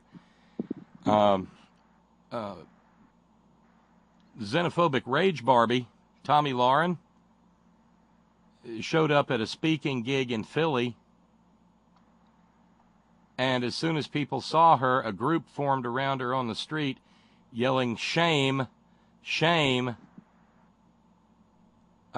She's on what she calls her Family, Freedom, and Final Thoughts tour. Oh, if only they were her final thoughts. But then again, you'd have to have a first thought, which means you'd have to have a thought before anything could be final. And that people showed up with signs that said, tonight only, Nazi Barbie. Speaking of that, do you think that gal in Kent State's going after Dana Loesch's job? Oh, I don't think she's going after Dana's job. I think she wants another job like Dana's. Because the NRA has unlimited money. I mean, they're doing business with people, with a country that gets to print their own. And, I think you can still convert rubles to dollars. I'm sure you can.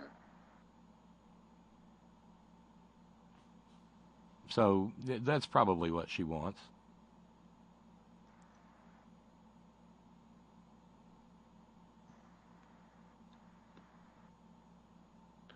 They'll probably run with Bitcoin. Wouldn't be surprised if they already are, Steve.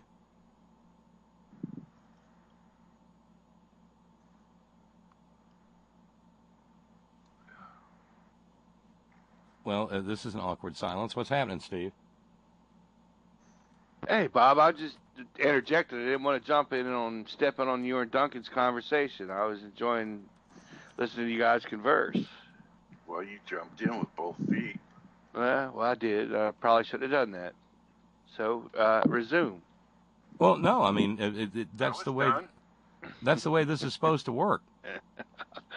All right. So, what's going on, Brother Bob? End of the week.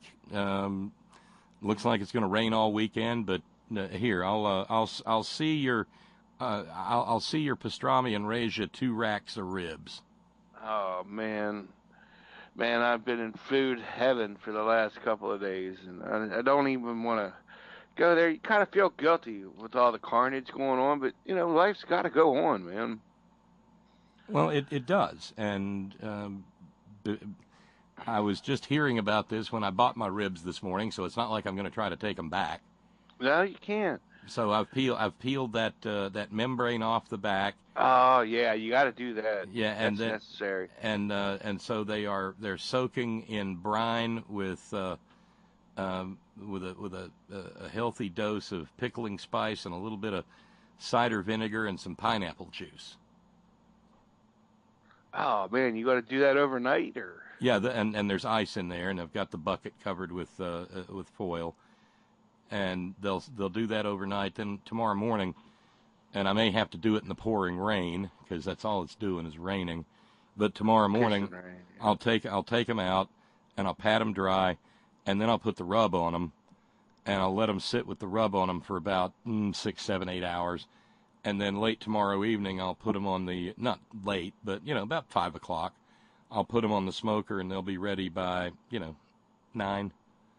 Or maybe I'll just let them sit in the fridge and do them up early on Sunday and have them for Sunday dinner.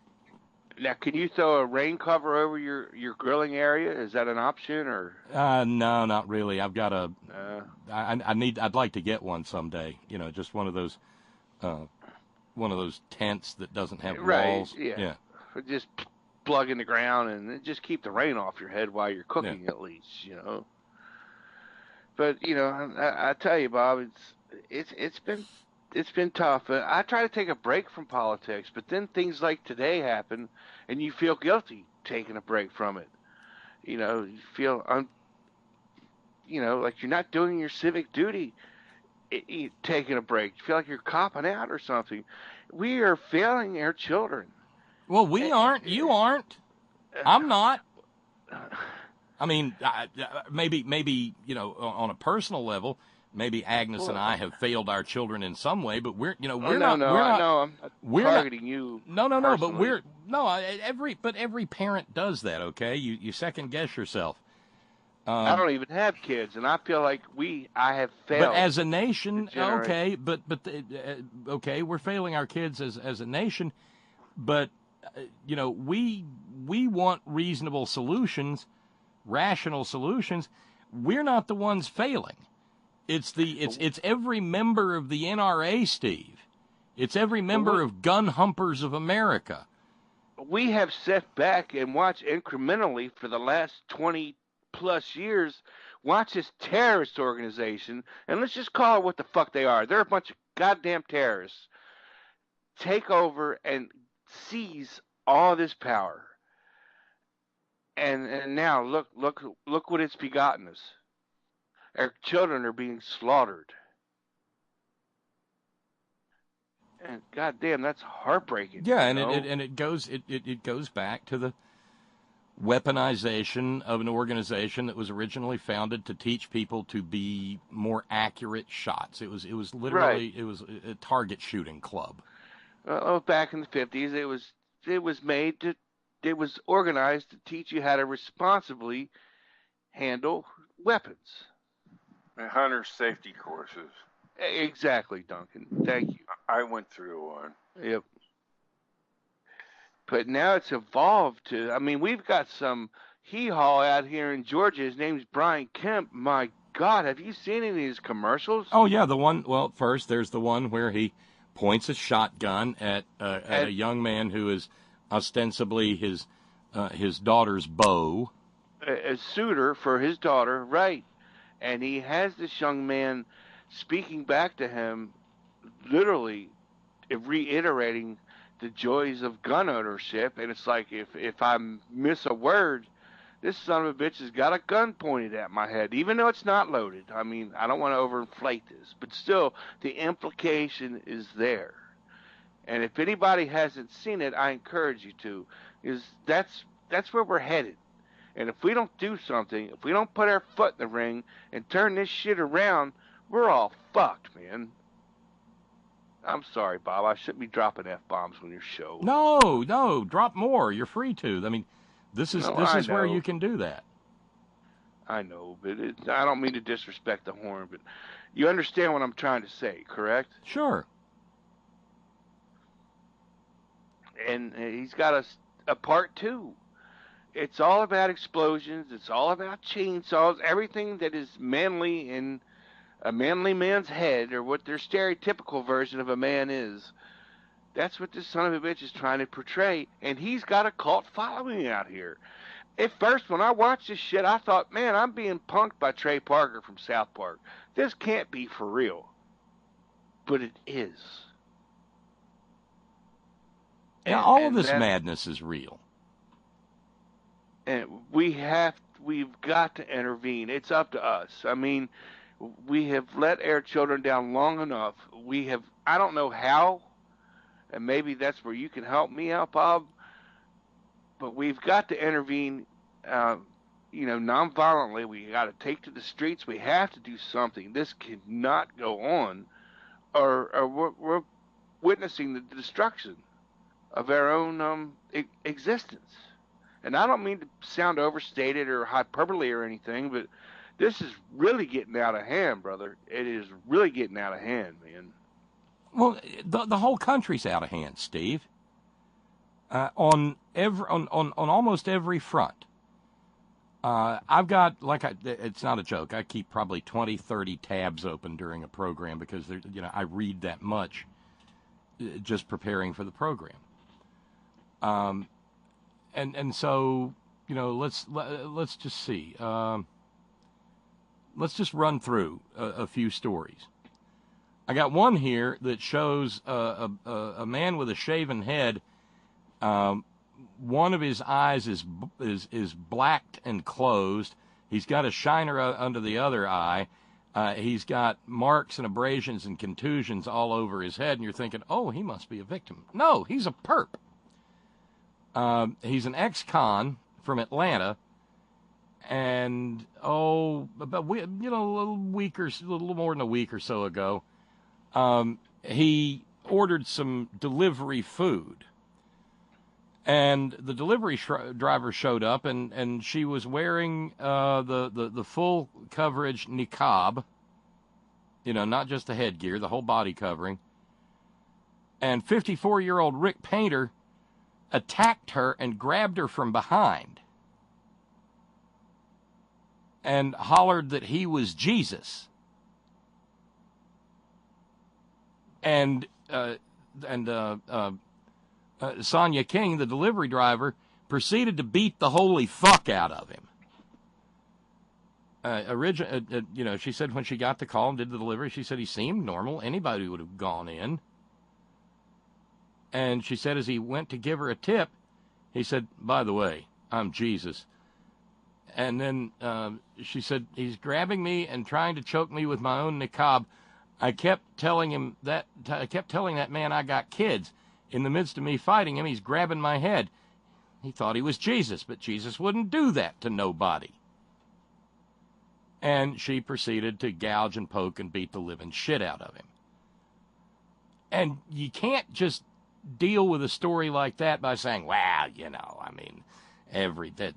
there's crazy people in every country. No, in Trump America, that has become acceptable conduct.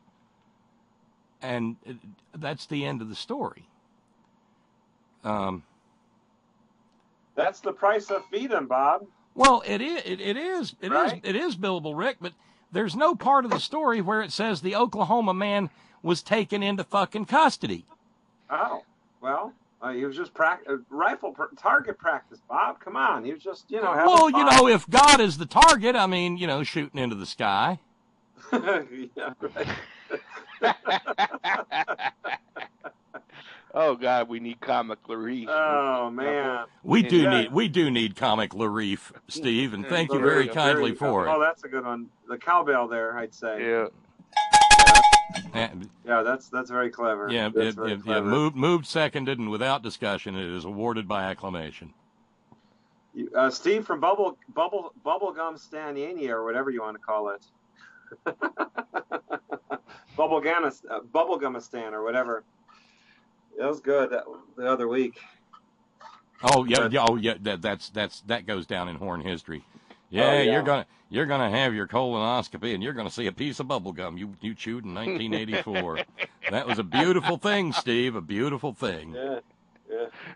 I'm hanging on to that like I am John Goodman doing Rexon Tillerson. One day you're the CEO of the most powerful corporation in the world, and the next minute you're getting fired by a man who sold meat through the mail.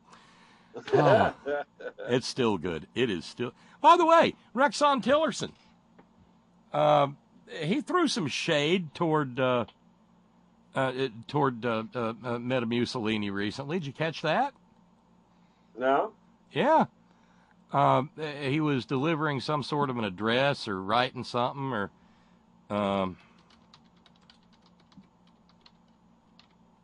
hang on here, I'll get it in a minute. Did he call him an effing moron again or something? No, this time commencement. Yeah, I think it was a commencement address, Sparky.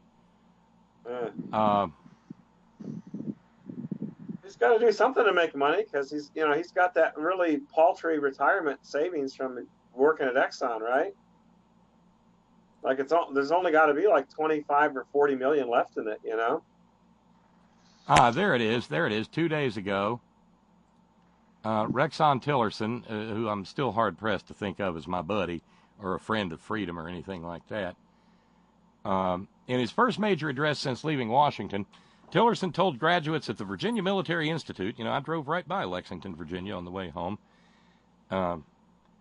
The cadets of Virginia Military Institute marched off the entire cadet corps and fought the Battle of Newmarket up the road in Virginia. It was one of the last victories of the Confederate Army in the Civil War, and they got slaughtered almost to a man.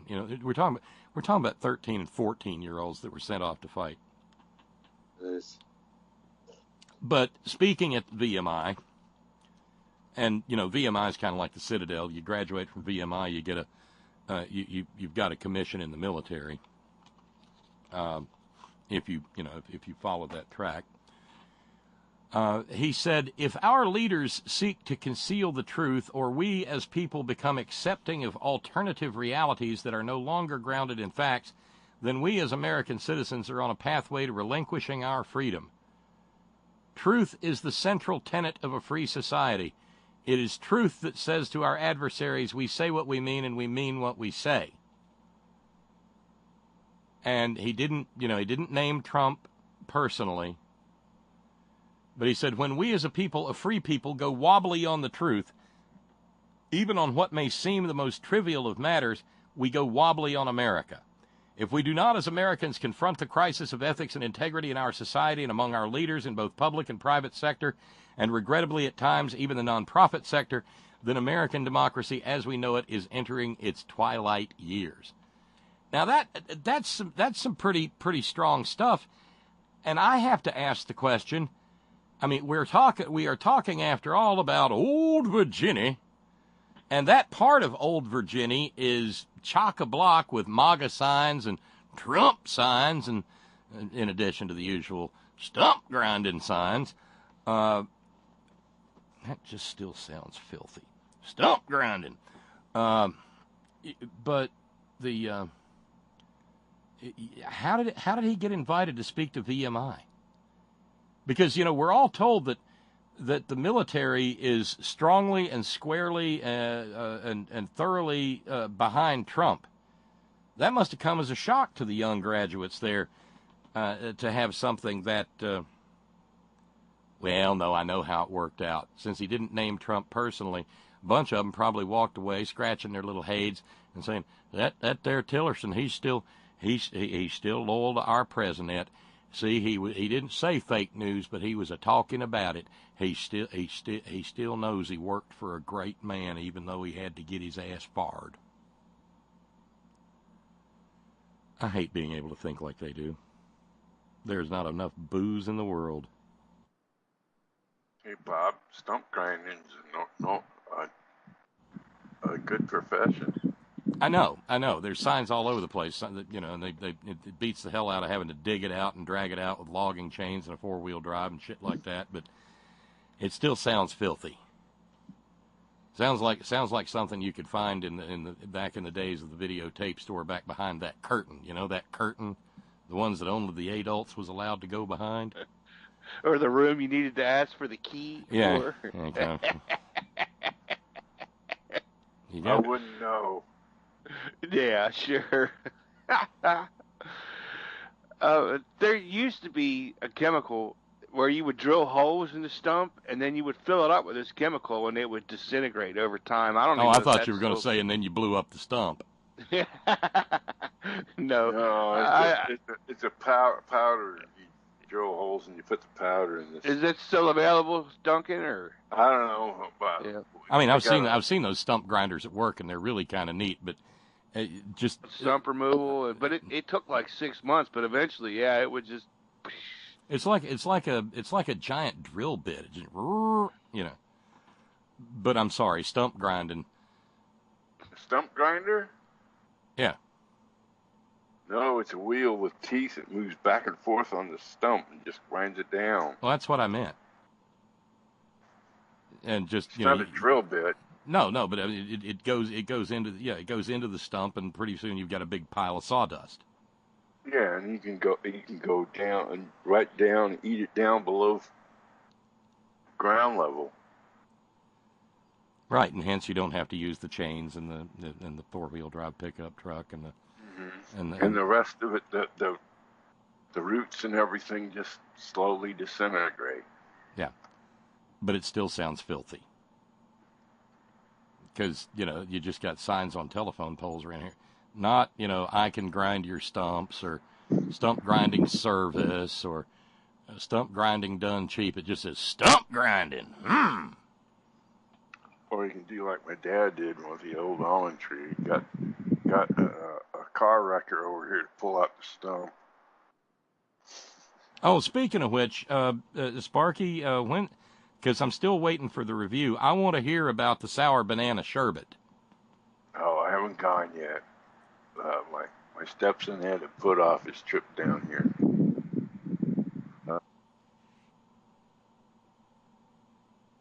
Damn it, Duncan! I've been waiting on that too. They're supposed to come down here shortly.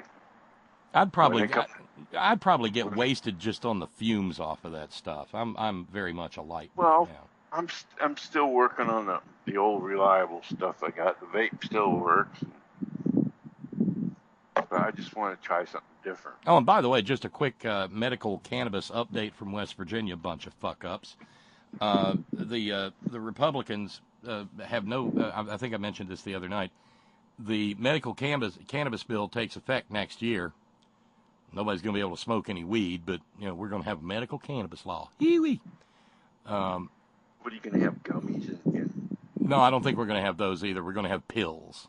We're going to have cannabis pills and cannabis tinctures and for all I know, cannabis suppositories. But nobody's going to be able to smoke it. They just want to make sure you don't fucking enjoy it. Is there some kind of pharmaceutical company involved? Oh, come on. My senator's Joe Manchin, and his daughter runs Mylan Pharmaceuticals. What do you think? I think so. No. So the Republicans have managed to not move on actually setting up the necessary laws to make it legal for banks to handle the money. Oh, there's a new story today. Oh, what's his name? Trump's lawyer is involved with a pot grower in Nevada. Cohen is? Or Giuliani? Cohen. A big legal pot grower in Nevada.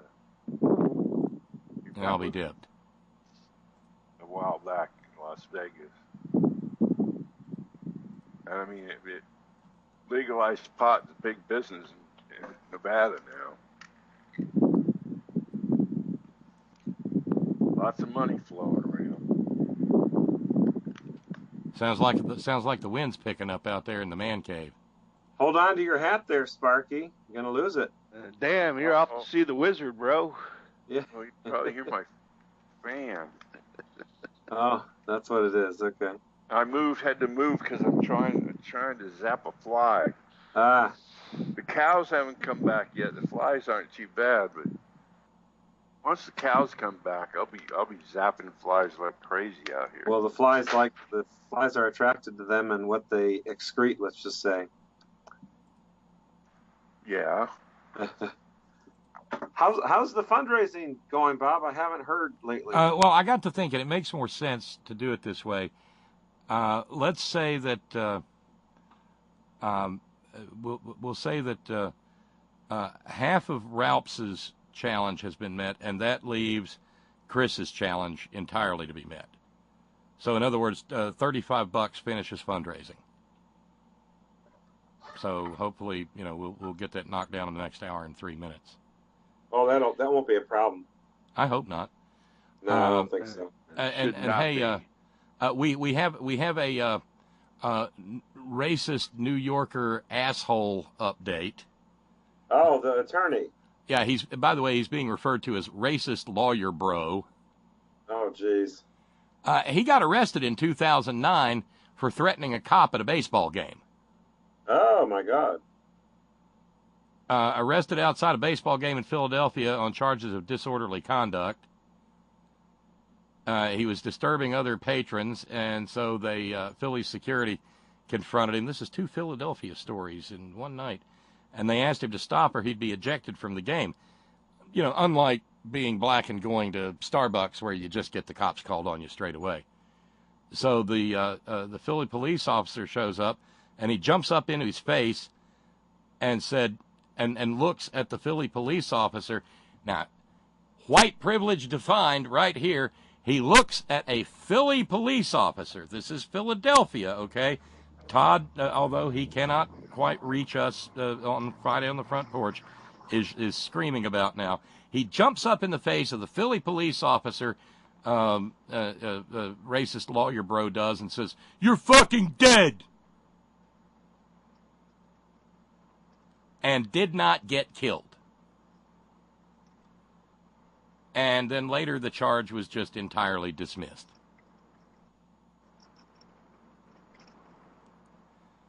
He went to be a white man in America. Oh, I know. But by the way, hey Tracy, I got to ask Tracy, have you seen Barbecue Becky? I sent you. You didn't get my message. Maybe I just missed it. Oh. Sparky was talking about his neighbors burning the bed. Yeah. And I said, lucky for his neighbors, he's not barbecue. Sparky's not Barbecue Becky. Right. Because it's like, I'm so every week there's something. I mean, Barbecue Becky. We got the young men in Nordstrom's because they were shopping, and they got and automatically 3 black young men they're shoplifting. But Barbecue Becky, have you watched the entire video? Yeah, I have. And the other thing I've seen is a compendium of it must measure in the hundreds by now, of memes that have been generated with Barbecue Becky. Oh, they're awesome. So do the backstory, Tracy. Yes, please. So basically what had happened was there was a group of black folks in the park in Oakland, and, they do what people do in the park. They were barbecuing. And so Actually, they were. We're purists here, Tracy. They were grilling. They were grilling. I'm sorry. They were grilling. They had their charcoal barbecue grill out and all that, and so she took it upon herself. Apparently, before the video started, she was really awful to these people, and so, but then a white woman comes and starts to film her, and she's I've seen that. and she's on the phone with the police, saying, I've been waiting here. First of all, she's been waiting for 2 hours. Why is it that serious that you're going to wait for 2 hours for the cops to come and and the issue, she says, is that charcoal is not allowed to be used in that part of her park. Her park. Even though they're showing her on the phone that part of the park is designated for barbecue.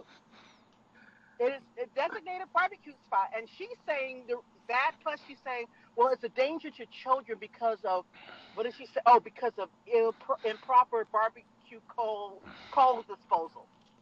And understand, we are. The fact that I said they were grilling and not barbecuing.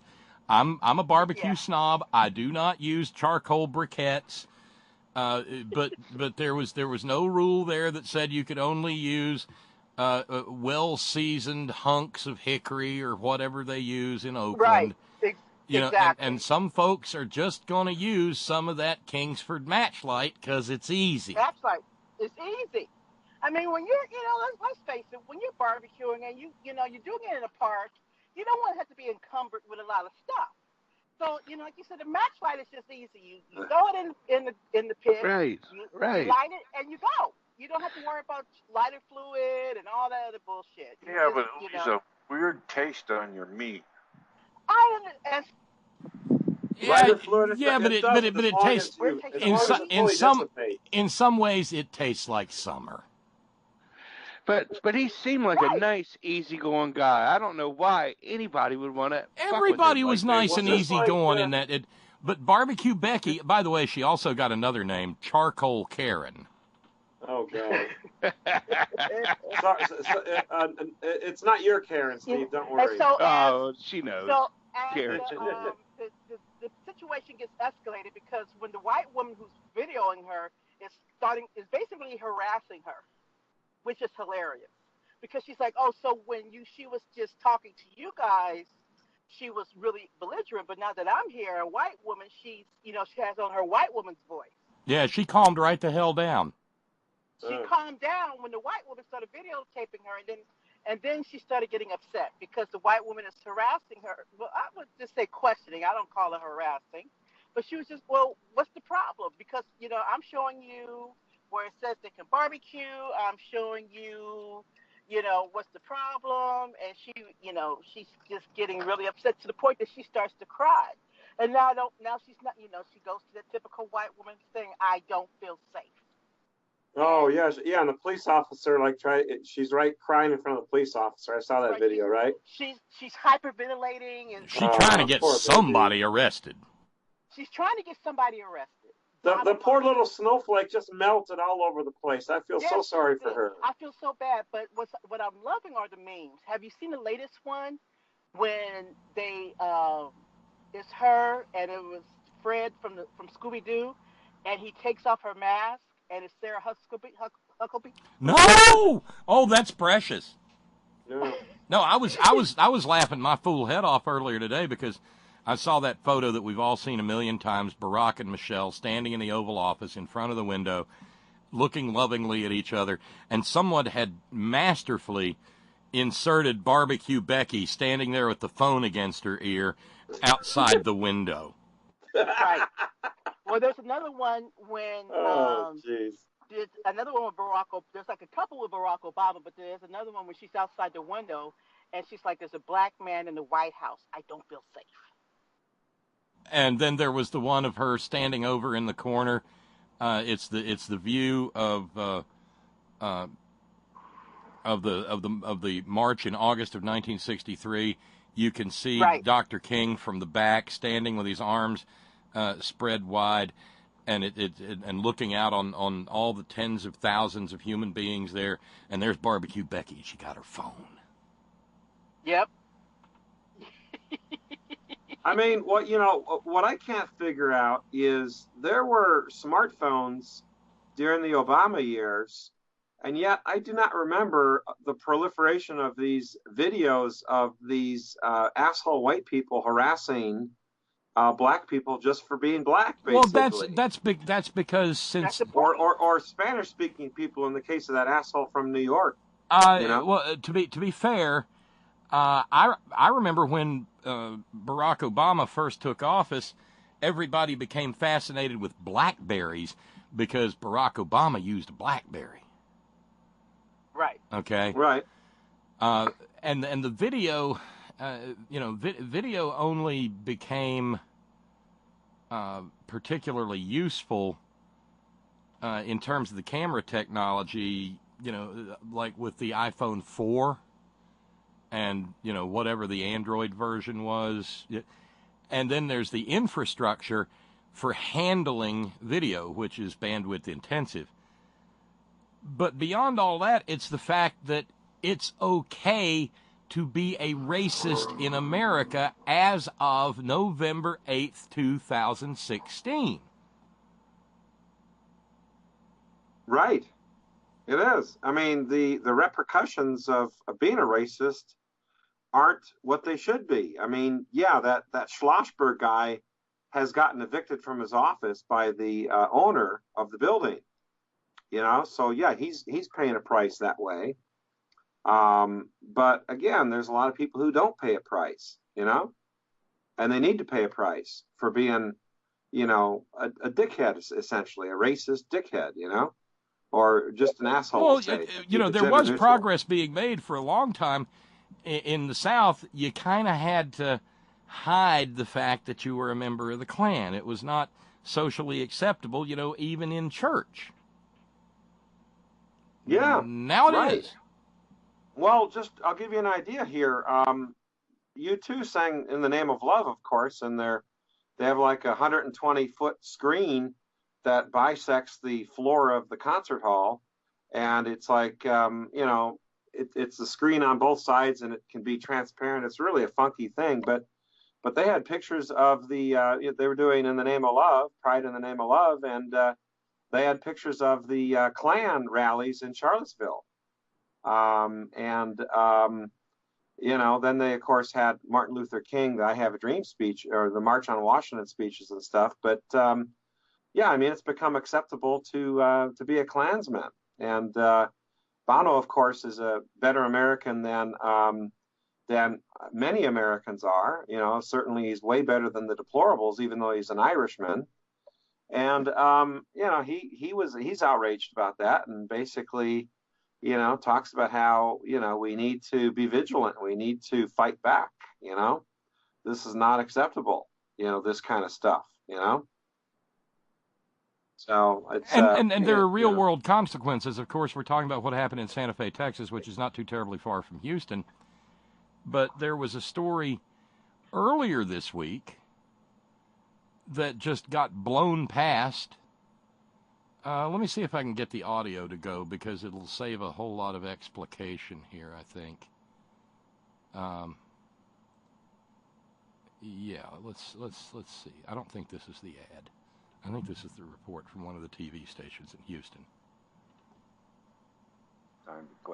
Moose says that she was driving down Wayside when she saw Xavion Parker running down this exact sidewalk. She says when she stopped to ask if he was okay, he was too shocked and too shaken up to speak. But when he finally did, it blew her mind. His face was puffed up. He had scratches. His shirt was ripped.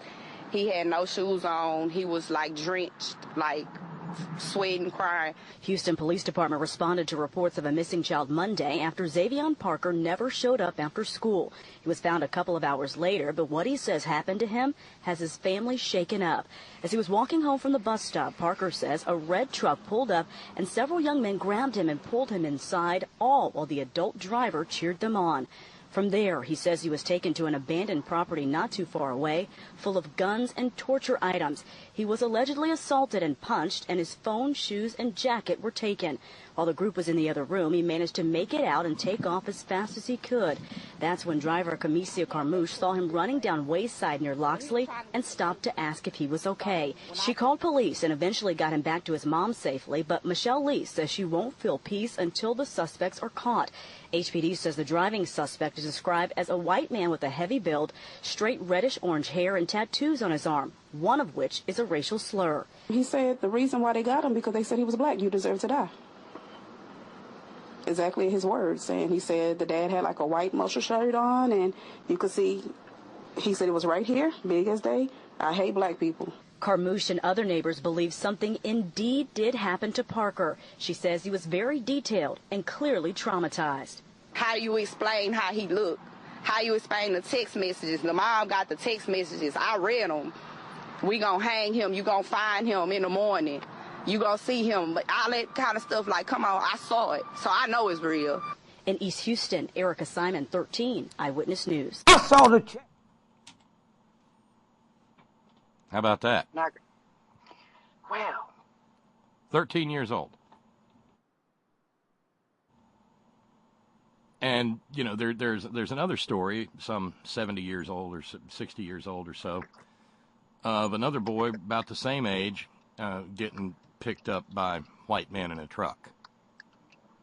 That was Emmett Till.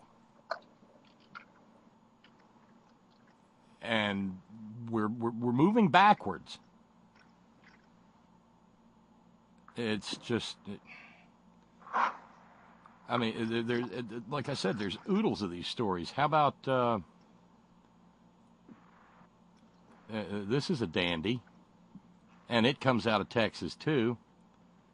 A guy running for Dallas County Commissioner, Vickers Vic Cunningham, used to be a judge, and now he's in a runoff election for county commissioner. And he has admitted that as a lawyer, he set up a living trust for his kids that says that his children get a financial reward from the trust as long as they marry another white person.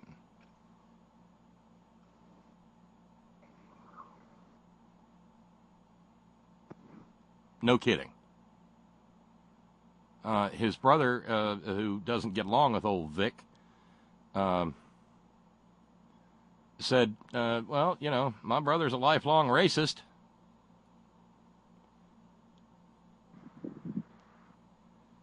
But, Billable Rick, would that not be voidable, if not void ab initio, would that not be voidable in a court of law? I think so. If somebody challenged it as if somebody who was cut out of the living trust, let's say married a brown or black person, yeah, they could challenge that. I think that would be probably found to be against public policy, and I don't think the court would enforce that provision. Well, what if he married Meghan Markle? She's only half black. Well, I guess, you know, that's the one drop. That's the one drop rule, Tracy. Yeah, that doesn't work. That doesn't. She's black, Tracy. Half white, half black is black. I forget about the one drop rule because there's no way anybody would mistake me for anything but black. So I forget about the one drop rule. Yeah. Well, you know, I'd love it if these Klans members would take the 23andMe test or whatever. They'd probably find out that most of them have 1, 2, 3, 4%, 5%, African ancestry, Yeah, I think that would be awesome. Yeah. Rick, can I jump in here real quick? I'm fixing to check out. I'm going to go bowling. Oh, well, good for you, man. I just wanted to say good night to everybody and let you guys know I love you all, and we'll meet again real soon. Don't lie, Steve. You've got more pastrami hidden than your. No, going to go to SunTrust Park tomorrow and check out the Braves too. So. Go Bravos. I am trying to just get away from all this political crap, man. It's too much. It's okay. I mean, I don't want to run you off from the community or anything, but. Oh well, I love you guys, and I'm not running from you. I'm running towards something else. I went to have to start calling you Baseball Steve. I went to a funeral last weekend. Okay, I went to a funeral and tuned out. Yeah. So you get it. Well, Steve, you're going to have to regale us about your the 300 game you're going to bowl tonight, okay? Exactly. Yeah, I will cue you in next week. Who are the play-by-play? Who are the Braves playing? They're playing the Finns, the Marlins. They ought to easily walk through them, but you can't ever tell, you know. Oh man, you stirred up so many memories. I mean, Atlanta Fulton County Stadium, the free tickets that we got every year because the Braves were so bad, and I'd just, you know, and my colleagues wouldn't want their tickets, and I would just, you know, so they'd give me theirs, and every so often I'd just take a truckload of buddies from my dart league and stuff, and we'd go and sit in the sun on a Sunday afternoon. And nice. What's really cool, Bob, it was like having our own stadium back then. The new stadium is in Cobb County now. You don't have to go to Atlanta. I mean, you go south on 400, get on 285 for 10 minutes, and you're there, man. So you don't even have to schlep the Atlanta traffic anymore. Wait a minute. Wait. You mean the stadium, Turner Field is no more? No, Turner Field is no more. It's now called SunTrust Park, and it's at the Galleria in Cobb County, if you remember where that's at. I'll be dipped. Yeah. Oh, I remember the Galleria in Cobb County. It's a beautiful facility. Can you get there on MARTA? No, sir. You cannot. Wonder why. I don't know, but nighttime baseball is almost like a rock and roll concert. It's went electrified. You know, they've totally changed the dynamic. Yeah, I'm weird though. I like day baseball. Yeah, well, there's nothing weird about that. It's just it totally changed the dynamic of the whole. You experience a game now. You just don't watch it anymore. It's really cool. Hey, Steve, I'm actually going to a baseball game. The Dodgers are playing the Braves in June. It's the start of Pride Week in LA. Awesome. Well, I seen the Dodgers a couple of weeks ago. They kicked their ass, man, when I went, but we still had a good time. It's LGBTQ night that night, and awesome. Friday it's fireworks night. So I'm looking forward to that. Awesome. Well, you have a good time, Miss Tracy, and thanks for stopping by. It's always great to hear from you. It's always good to hear from you too, Steve. All right, I'll check you guys later. Okay. Hey, you and Miss Karen enjoy, and at least this time you don't the puppies don't have to go to prison, so you won't be getting the stink eye. Go Cubs! Go Cubbies! I'll check you guys next time. See you, Steve. Care, Steve. Oh, that would be a blast, without a doubt. We should have like a horn in at a baseball park, Bob. That'd be a lot of fun. Oh, yeah, it would. Of course, we'd have to figure Only out. if you come to the Bay Area and ride the ferry with me. I could see doing a Giants game, or an A's game. Go to Vallejo and get on the ferry and go right up to the ballpark, across the bay. They drop you off right at Pier 39. Oh, nice. Right next to the ballpark. That's for the Giants, right? Yeah. Yeah. Because see, I mean, I'm still not. I'm not. I'm not an American League guy. I never will be. That's the only baseball game I want to go see. I want to ride the ferry across the bay. That would be awesome. Where do you get on it? In Vallejo. Okay. By Mare Island. If you know what Mare Island is. Yeah, my knowledge of the geography of San Francisco is admittedly somewhat limited. Well, this is across the bay. Vallejo's across the bay. I heard the park in San Francisco is amazing. Is that Petco Field, or what is that called? That's Petco is in San Diego, isn't it? Oh, that's San Diego. Okay. Oh, it's AT&T Park. Oh, AT&T. Okay. Why don't I even know that? That's I wish parks just go by the. I wish they'd just go by the name of the team, of the team. Giant Stadium, You gotta have a sponsor. Ain't no money in that. This corporate. You gotta have crap. a sponsor. I mean, look at the 49ers, Levi's Stadium. Yeah. Does anybody know what the name of the stadium's going to be in LA, in Inglewood, when they finish the Rams Stadium? Does anybody know what they're going to name it? Not yet. That's a name already, Tracy. I don't think they've sold any sponsorship rights to it. I'd be surprised if they didn't, because that's going to be a major thing. Because they're going to, I think both the Chargers and the Rams are going to play there, right? Yeah, it's coming along pretty good. I saw an update on it the other day on NFL Network. Mm-hmm. They had Eric Dickerson and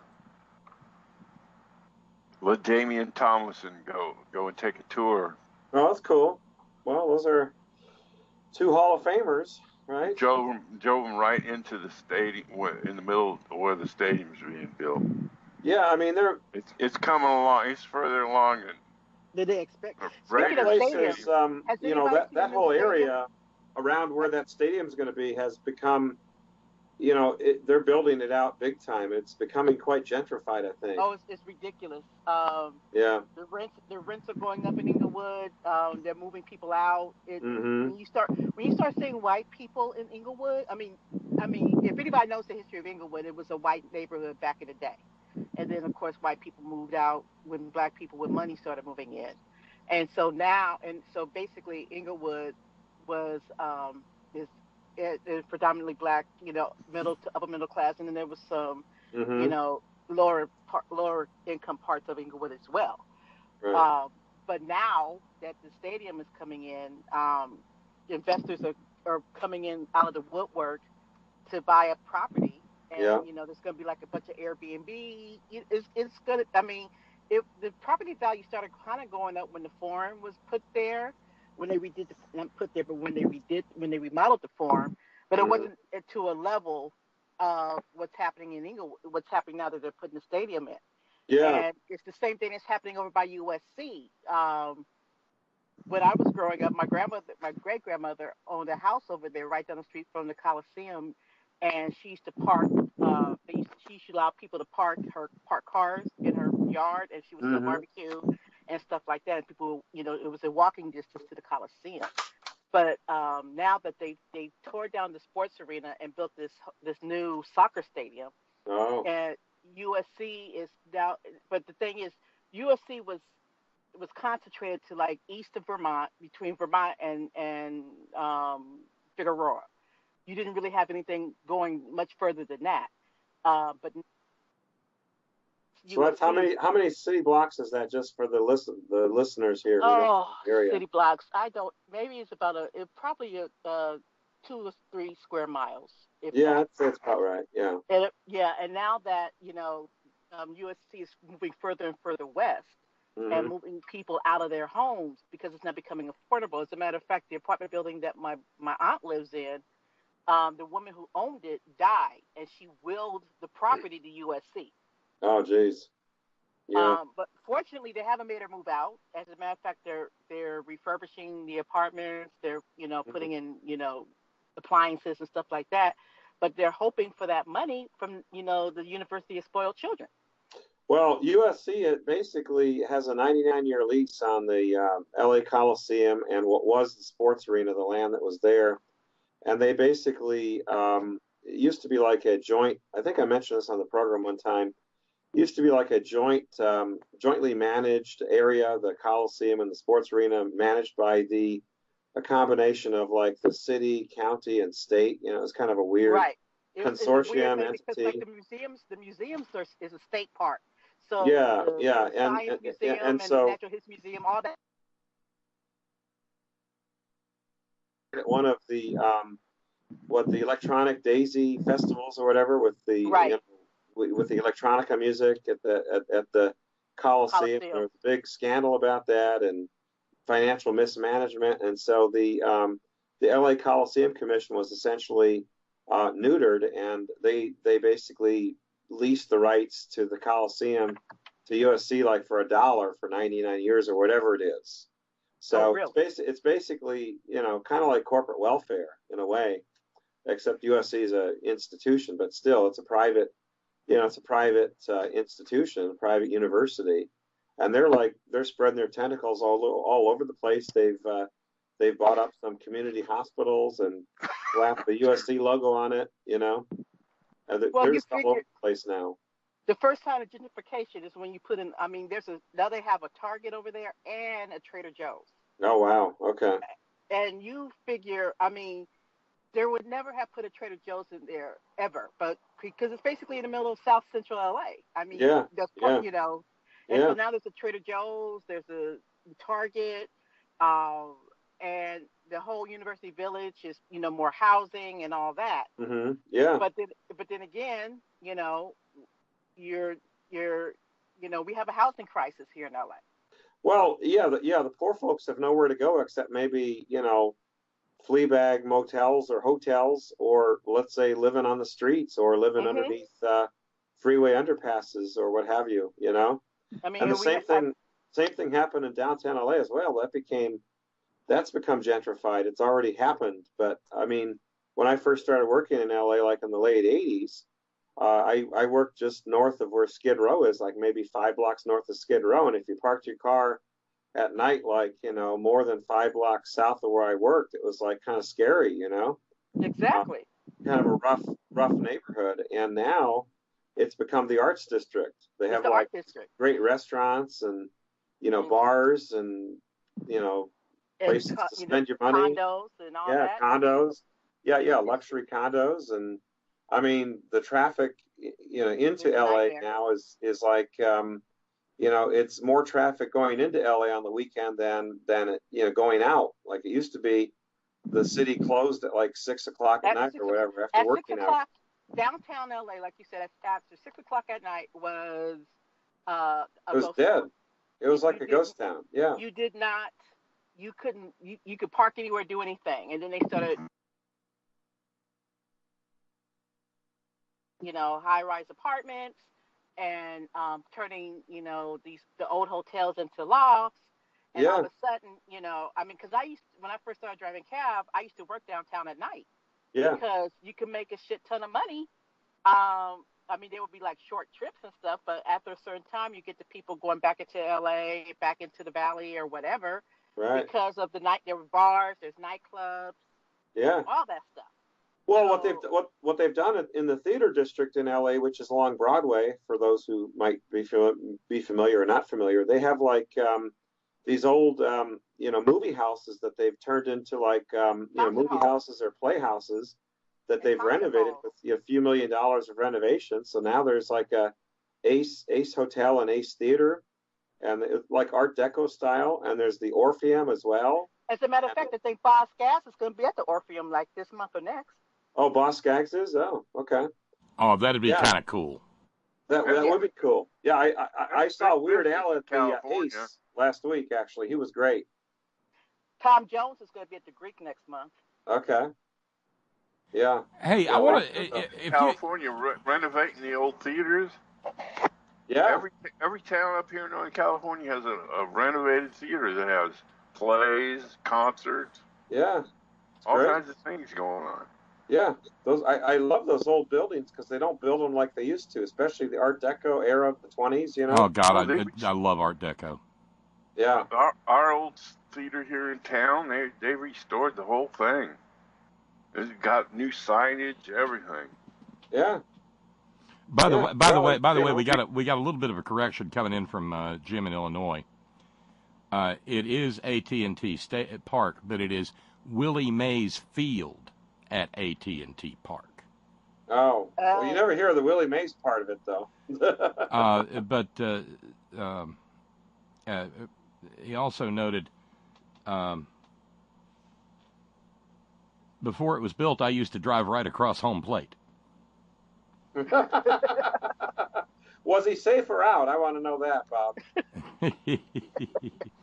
Was the catcher blocking the plate or not? I got it at 65 miles an hour. You better hope not. Yeah, really. By the way, Herman writes in and says, "Hey Bob, Turner Field is still being used. Georgia State University converted the stadium to football for the GSU Panthers football team. Just wanted you to know. Thank you very much." Well, thank you, Herman. I appreciate that. It's good to know. I want to take there's some details to the Barbecue Becky thing. As funny as the memes are and everything, there are some details here that bear going into. I got a note from Flavio suggesting she's a professor at Stanford. She isn't. But what she is, and this is kind of important, she's not just some random racist white woman. She is a highly educated racist PhD. white woman. She's got a PhD in chemical engineering. She got her bachelor's in chemistry or whatever, or chemical engineering, in her home state of North Dakota, where the darkest thing after all the white people are the Native Americans, and probably, the cattle. Not comparing Native Americans and cattle, but, it's a very, very white place. It's where, it's where xenophobic Rage Barbie comes from. And isn't that curious? But even worse, she's not just a PhD chemical engineer. And her real name is Jennifer. Her real name is Jennifer Schulte, Schulte. She's 41 years old, and she is an air quality and climate change specialist. Yep. Can you say climate change denial? No, she's a specialist. her work focuses on air quality.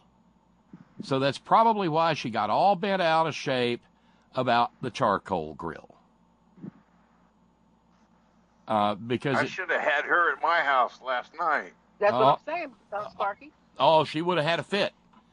It is interesting, though, to note that apparently on maps of that park, there are places with fixed, cemented into the, see how I said cement? I'm a hillbilly. Cemented into the ground charcoal grills. Sorry.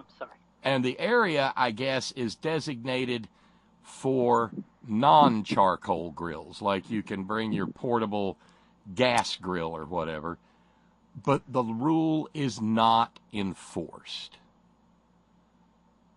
And so she got all white-assed out of all of this, probably as a function of some of her education, coupled with her racism. Privilege. And her and privilege. Don't forget her privilege. Where did this happen at? Is it Oakland? Yeah, Oakland. Which is becoming California.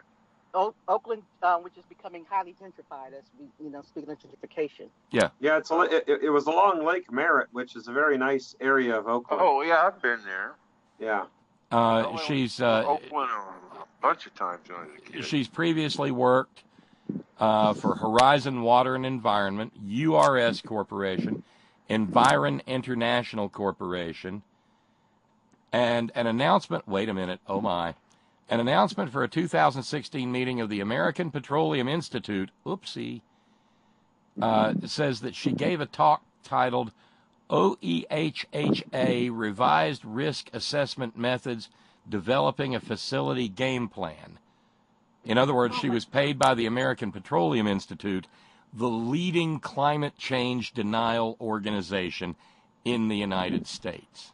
What did I tell you, Bob? I knew there was some climate change denial mixed in there. There we go. She's a senior project manager with ERM, based in Walnut Creek, California, with 10 years of experience as an air quality and climate change specialist, a recognized expert in the fields of air quality, emission estimation, air dispersion modeling, health risk assessments, climate change impacts, and barbecuing black people. Oh, I added that last part. What's she doing on the other side of the hill if she works in Walnut Creek? That's what I can't figure out.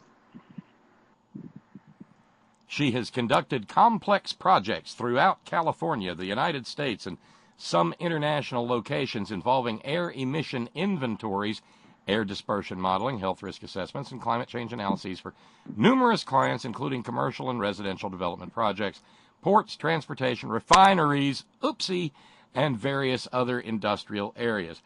And see, that's the thing. You see environmental and you see climate change, and unlike Rick, I was like, wait a minute, what? This is just...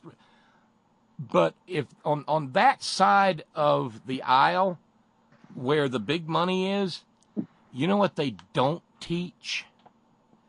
Environmental justice. Nope. No, it's basically about what the companies can get away with. Right. How much they can pollute without attracting government attention, let's say.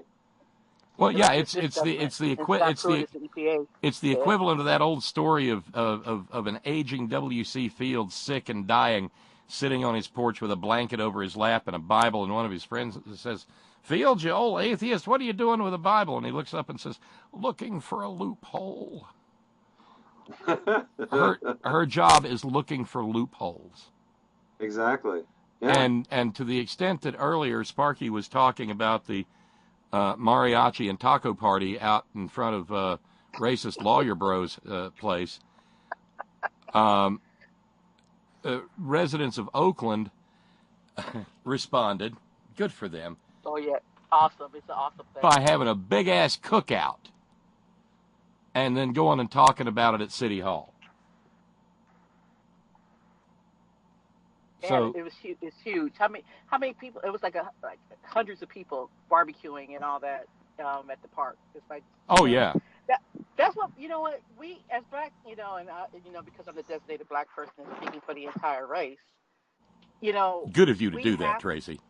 It's a burden that I must bear. But you talk about making lemonade out of lemons. I mean, this is what we have to do, because if we don't, we would be in a fetal position 24/7. It's like, with all the memes about her. And, this is what, she has been. And also, she was on LinkedIn. She took down her profile. I don't know if she had a profile on Facebook, because if she did, she's probably gotten rid of that as well. Because now that people know her name, and like you said, Rick, it's because this is how we call attention to this shit. We call people out on their bullshit. A price has to be paid. I mean, whether it's a loss of job or a loss of being able to show your face in public or whatever. I'm sorry, It's like the cop that pulled the gun. Sent you that thing last week, Bob. Or has it been 2 weeks? The cop that pulled his gun on the Hispanic gentleman because he thought he was shoplifting. I was like, okay, let me just play devil's advocate. Let's just say he was shoplifting. Let's just say that he was shoplifting. Does it warrant you pulling your gun out on him? Do you draw down on a guy over a roll of Mentos? Of Mentos, on top of the fact that you're not even in uniform. Mentos, the dead maker. Right. You're not even in uniform. So now here's this man in the store, and this white man comes in a sweatshirt or whatever he had on and pulls a gun on him. And it's like, he goes, and God bless him. He was kind, and he said, "Well, I don't want him fired. I want him to have more training." Fuck that. I'm like, no, his ass needs to be gone. Because if your first reaction when you see a brown person is to pull your gun on him, there's something wrong with you. And that was echoed later at the city council meeting. An activist by the name of Carol Fife said, "The assault on black life is not an isolated set of circumstances. The recent emergency phone call from Jennifer Schulte, a white woman angered by an African-American family barbecuing in an unauthorized location at Lake Merritt, highlights how anti-black racism is used in a way to control black bodies and used in a way to control space." And that's an idea that's getting a lot more traction because we're seeing it more often, that white folks make bullshit calls to 911 over things that are not emergencies, and then nothing happens to them. Exactly. I mean, whatever happened to the idea of making a false report or making a false police report, or even if it's not false, making an unnecessary police report and being charged like a few $100 for it, being issued a citation? That's what needs to be done at the very minimum, It's like you when you start hitting people in their pocketbook. That'll get their attention. Yeah. Exactly. When people you start getting fined, like a $500 fine or whatever. Oh yeah. Yeah. Then when it's like people's like, wait a minute, there really danger? Well, like Yeah. the young men in Missouri, was it Missouri that got they unfortunately they didn't get hurt, they didn't get arrested, they didn't get guns drawn on them. The cops saw it for what it was, bullshit, but they were accused of saying that they were taking handfuls of stuff because this little old white woman walks up to them and calls them punks. And then she gets escorted out of the store. Well, they open up a register just for her because she fears for her life because 3 black kids. They open up a register just for her. So and then they escort her to her car because white people and in their safe spaces. Yeah, but meanwhile, these young men are only thing they're guilty of is shopping while black because they're shopping for their prom. Mm-hmm. How dare they? I mean, I cannot tell you how many times I've been followed around in the store. Mm. I mean, years ago, when I was in college, my girlfriend and I wanted to show her, and this was in 83, 84, 85, just how bad it is. We go to Nordstrom's, and I had a Nordstrom's card. I was a Nordstrom's card holder, credit card holder. And I got followed around the store. Nobody actually came up to help me or anything like that. And then she walks in, a white girl, and as soon as she walks in, she gets helped. And she's like, wow. It takes for white people to see it firsthand. Mm-hmm. That's what happened during the Civil Rights Movement when, and it was televised. When, they think they know about racism or what have you, but when they actually saw dogs, being let loose on people getting sprayed with fire hoses just people for being protesting. sprayed by fire hoses and stuff. They're like, this is not right. And beaten up on Edmund Pettus Bridge, This is, Bloody Sunday. This is not right. And like Bob says, we're going backwards. We, there was a time before T-Rump became president that this would not stand. You could not talk the way you do. You could not just walk. I mean, I have had more white shade in the last year and a half than I've ever had. And that's in L.A. too. And that's in L.A. If it's this bad in L.A., just think what it's like down in, Savannah, Georgia, or Atlanta, Georgia, or wherever. And until people start to stand up and, white allies start to, film stuff and shame people, hopefully this will come to an end.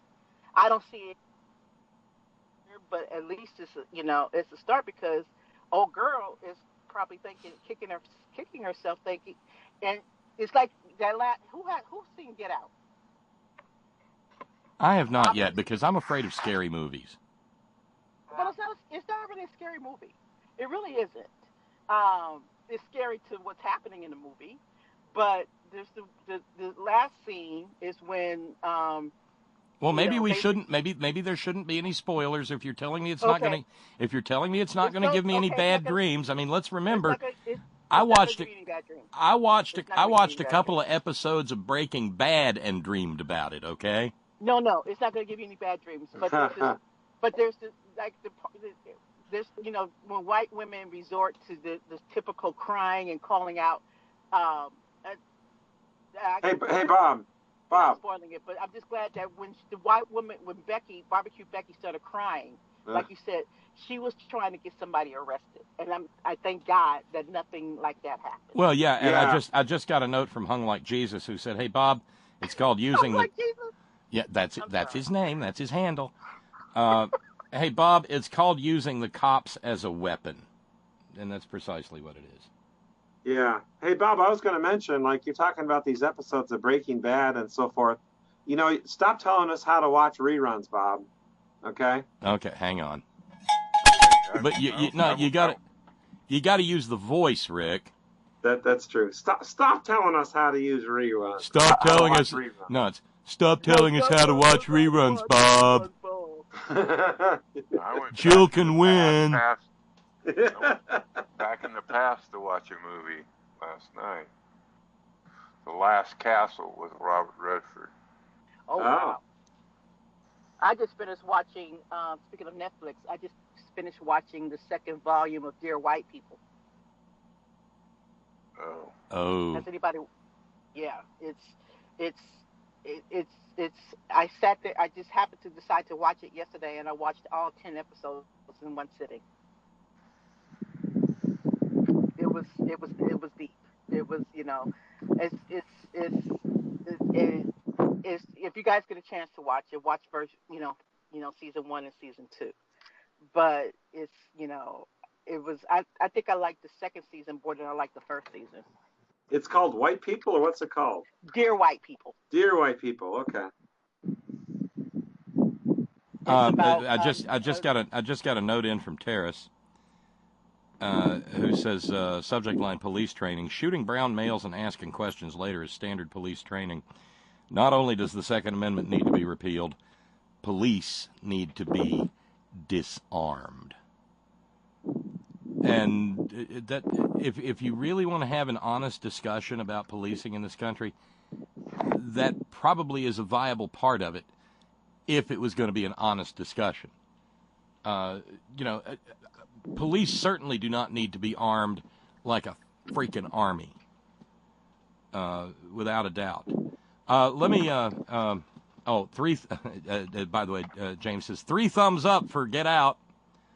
All right, I'll be watching. I'm not sure. Netflix have it, or is it Amazon Prime or anything? Because I'm a cheap. Wait a second, Bob. He only has 2 thumbs. Whose thumb is the third thumb? Well, see, I'm afraid. Where is it? I'm afraid it might be a spoiler, so I'm not asking. But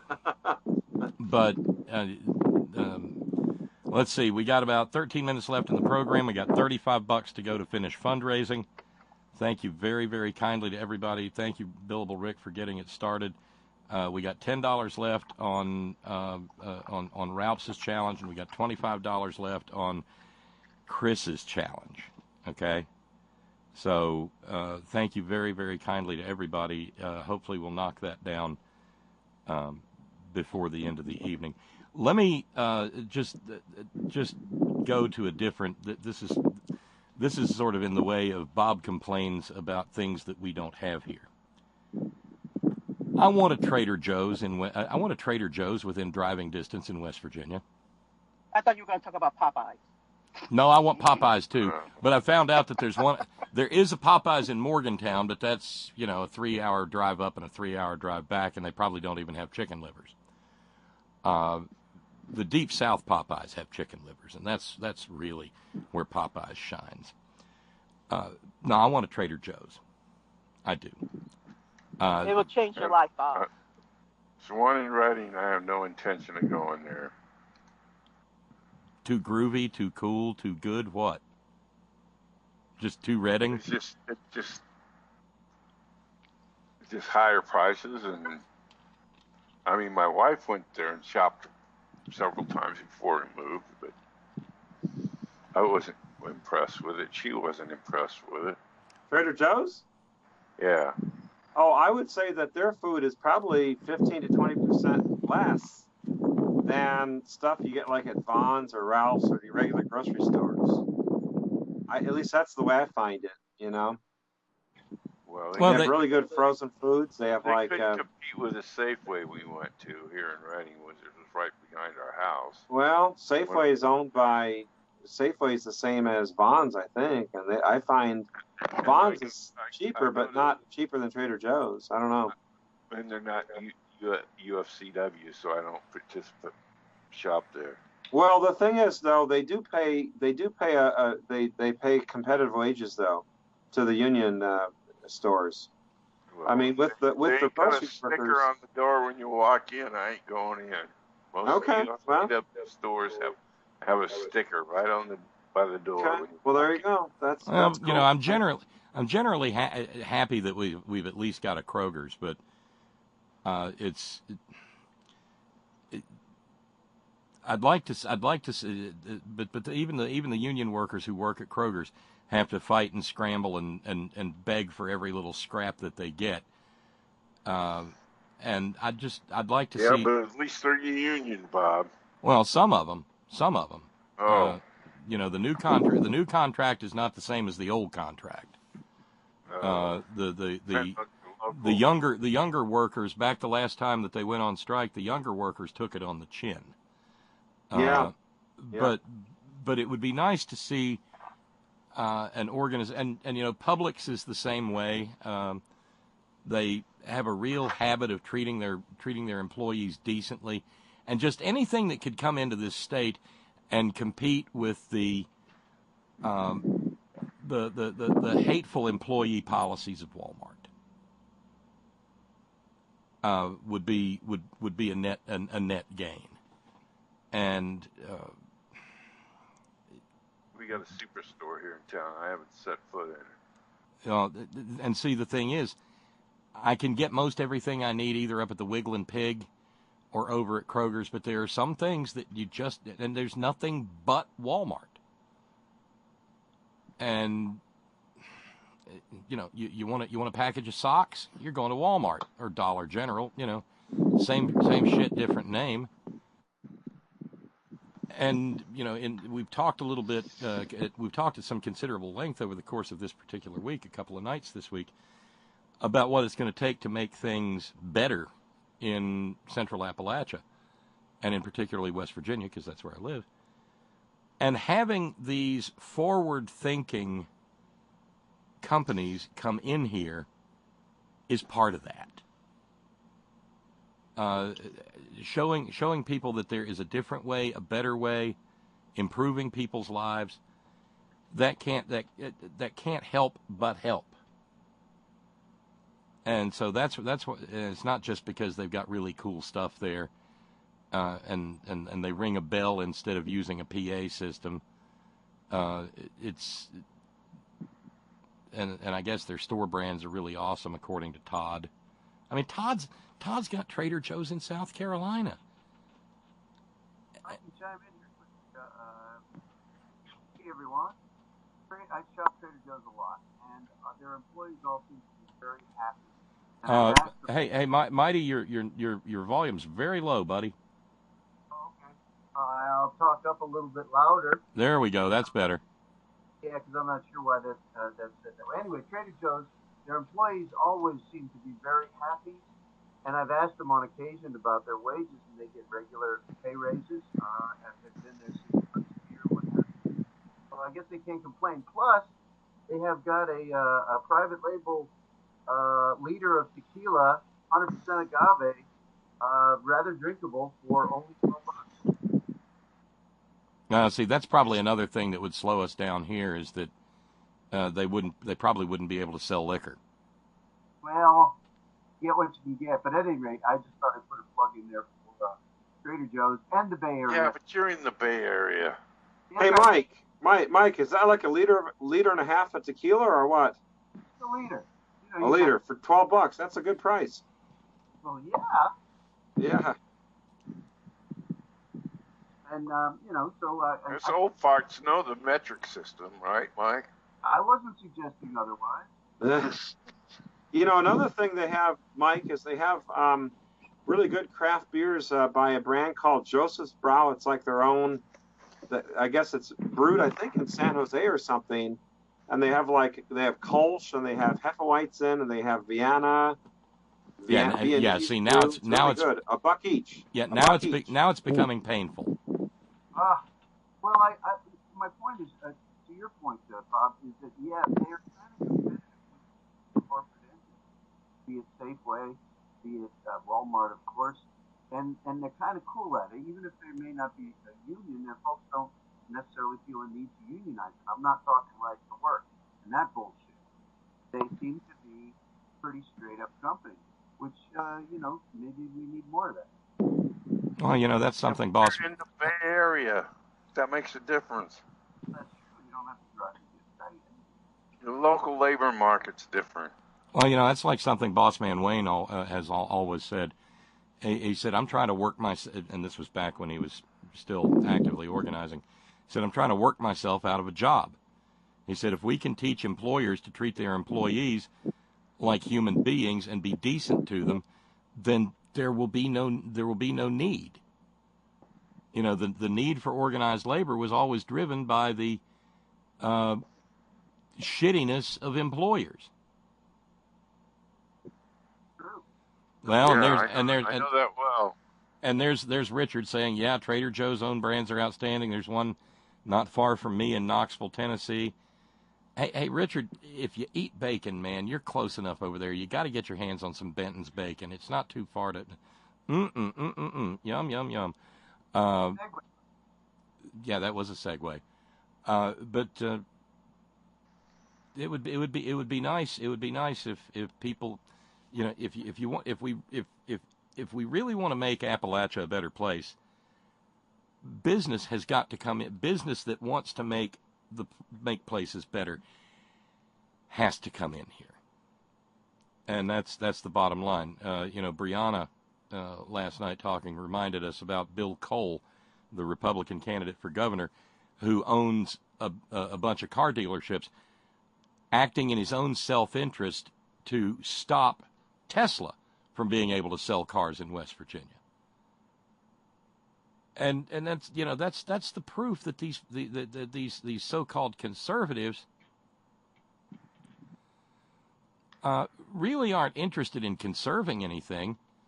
The only thing they're interested in conserving is their own four trotters in the trough. And holding you back. Yeah, exactly. Ron in Raleigh says, what you need is either an Aldi's or a Lidl, both German stores. We have both with the Trader Joe's in between, soon to have a Wegmans. Publix is awfully good, too, down south. They're nice. They're nice. But, Richard says, I'll be driving past Benton's in a couple of weeks. Get a pound, Richard. I'm telling you, get a pound. You'll never be the same again. And so we will. Crying, Bob. I couldn't grow tomatoes this year. What? No tomatoes? I couldn't plant them. I was just handicapped. Oh man, that's so no 4th of July tomato. No. I would have come up there, Sparky, if you had some Humboldt Gold or whatever. You should have gotten your minion. You should have gotten your minion over and taught him the fine art of tomato planting. There you go. I can't get him over when I want him. He just comes and goes. It's like has to get permission. Yeah, he's kind of a will-o'-the-wisp that way, I guess. Yeah, that's the way it is. Well, thanks, Sparky, for moderating this evening, and thanks, Steve from Georgia Stan, who went off bowling. Thank you, Larry, for popping in this evening. Thank you to Mighty Mouse, and thank you to Billable Rick and Tracy. Good conversation this evening. Back on Monday, and if we can scare up $35, we'll be done, and we'll just be a clean slate on Monday. So thank you, and thank you to everybody who kicked in this evening. $10 finishes Ralph's challenge, and $25 finishes Chris's. So hopefully that happens, and we'll catch back up on Monday, and hopefully. Oh, why do I even say hopefully? God only knows what will come our way by Monday. Let's just put it that way. Thanks, everybody, for all the time you spend engaged in this little ongoing conversation. Thank you to all of you, a significantly smaller number, who keep the program on the air. Thank you to our all-volunteer staff. Thanks, Sparky. Thanks, Steve from Georgia Stan. Thanks to our news ninjas. Thank you, Brother Deacon Asa. Brother Deacon Asa said a little bit ago, and this is intriguing to think about.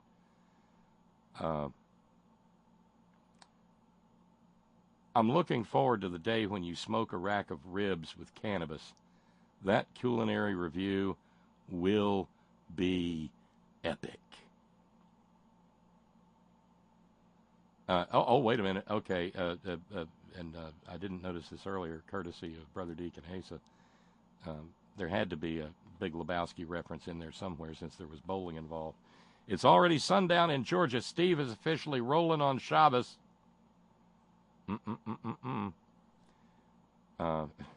And can we declare Barbecue Becky the old horn climate Scientologist, Bob?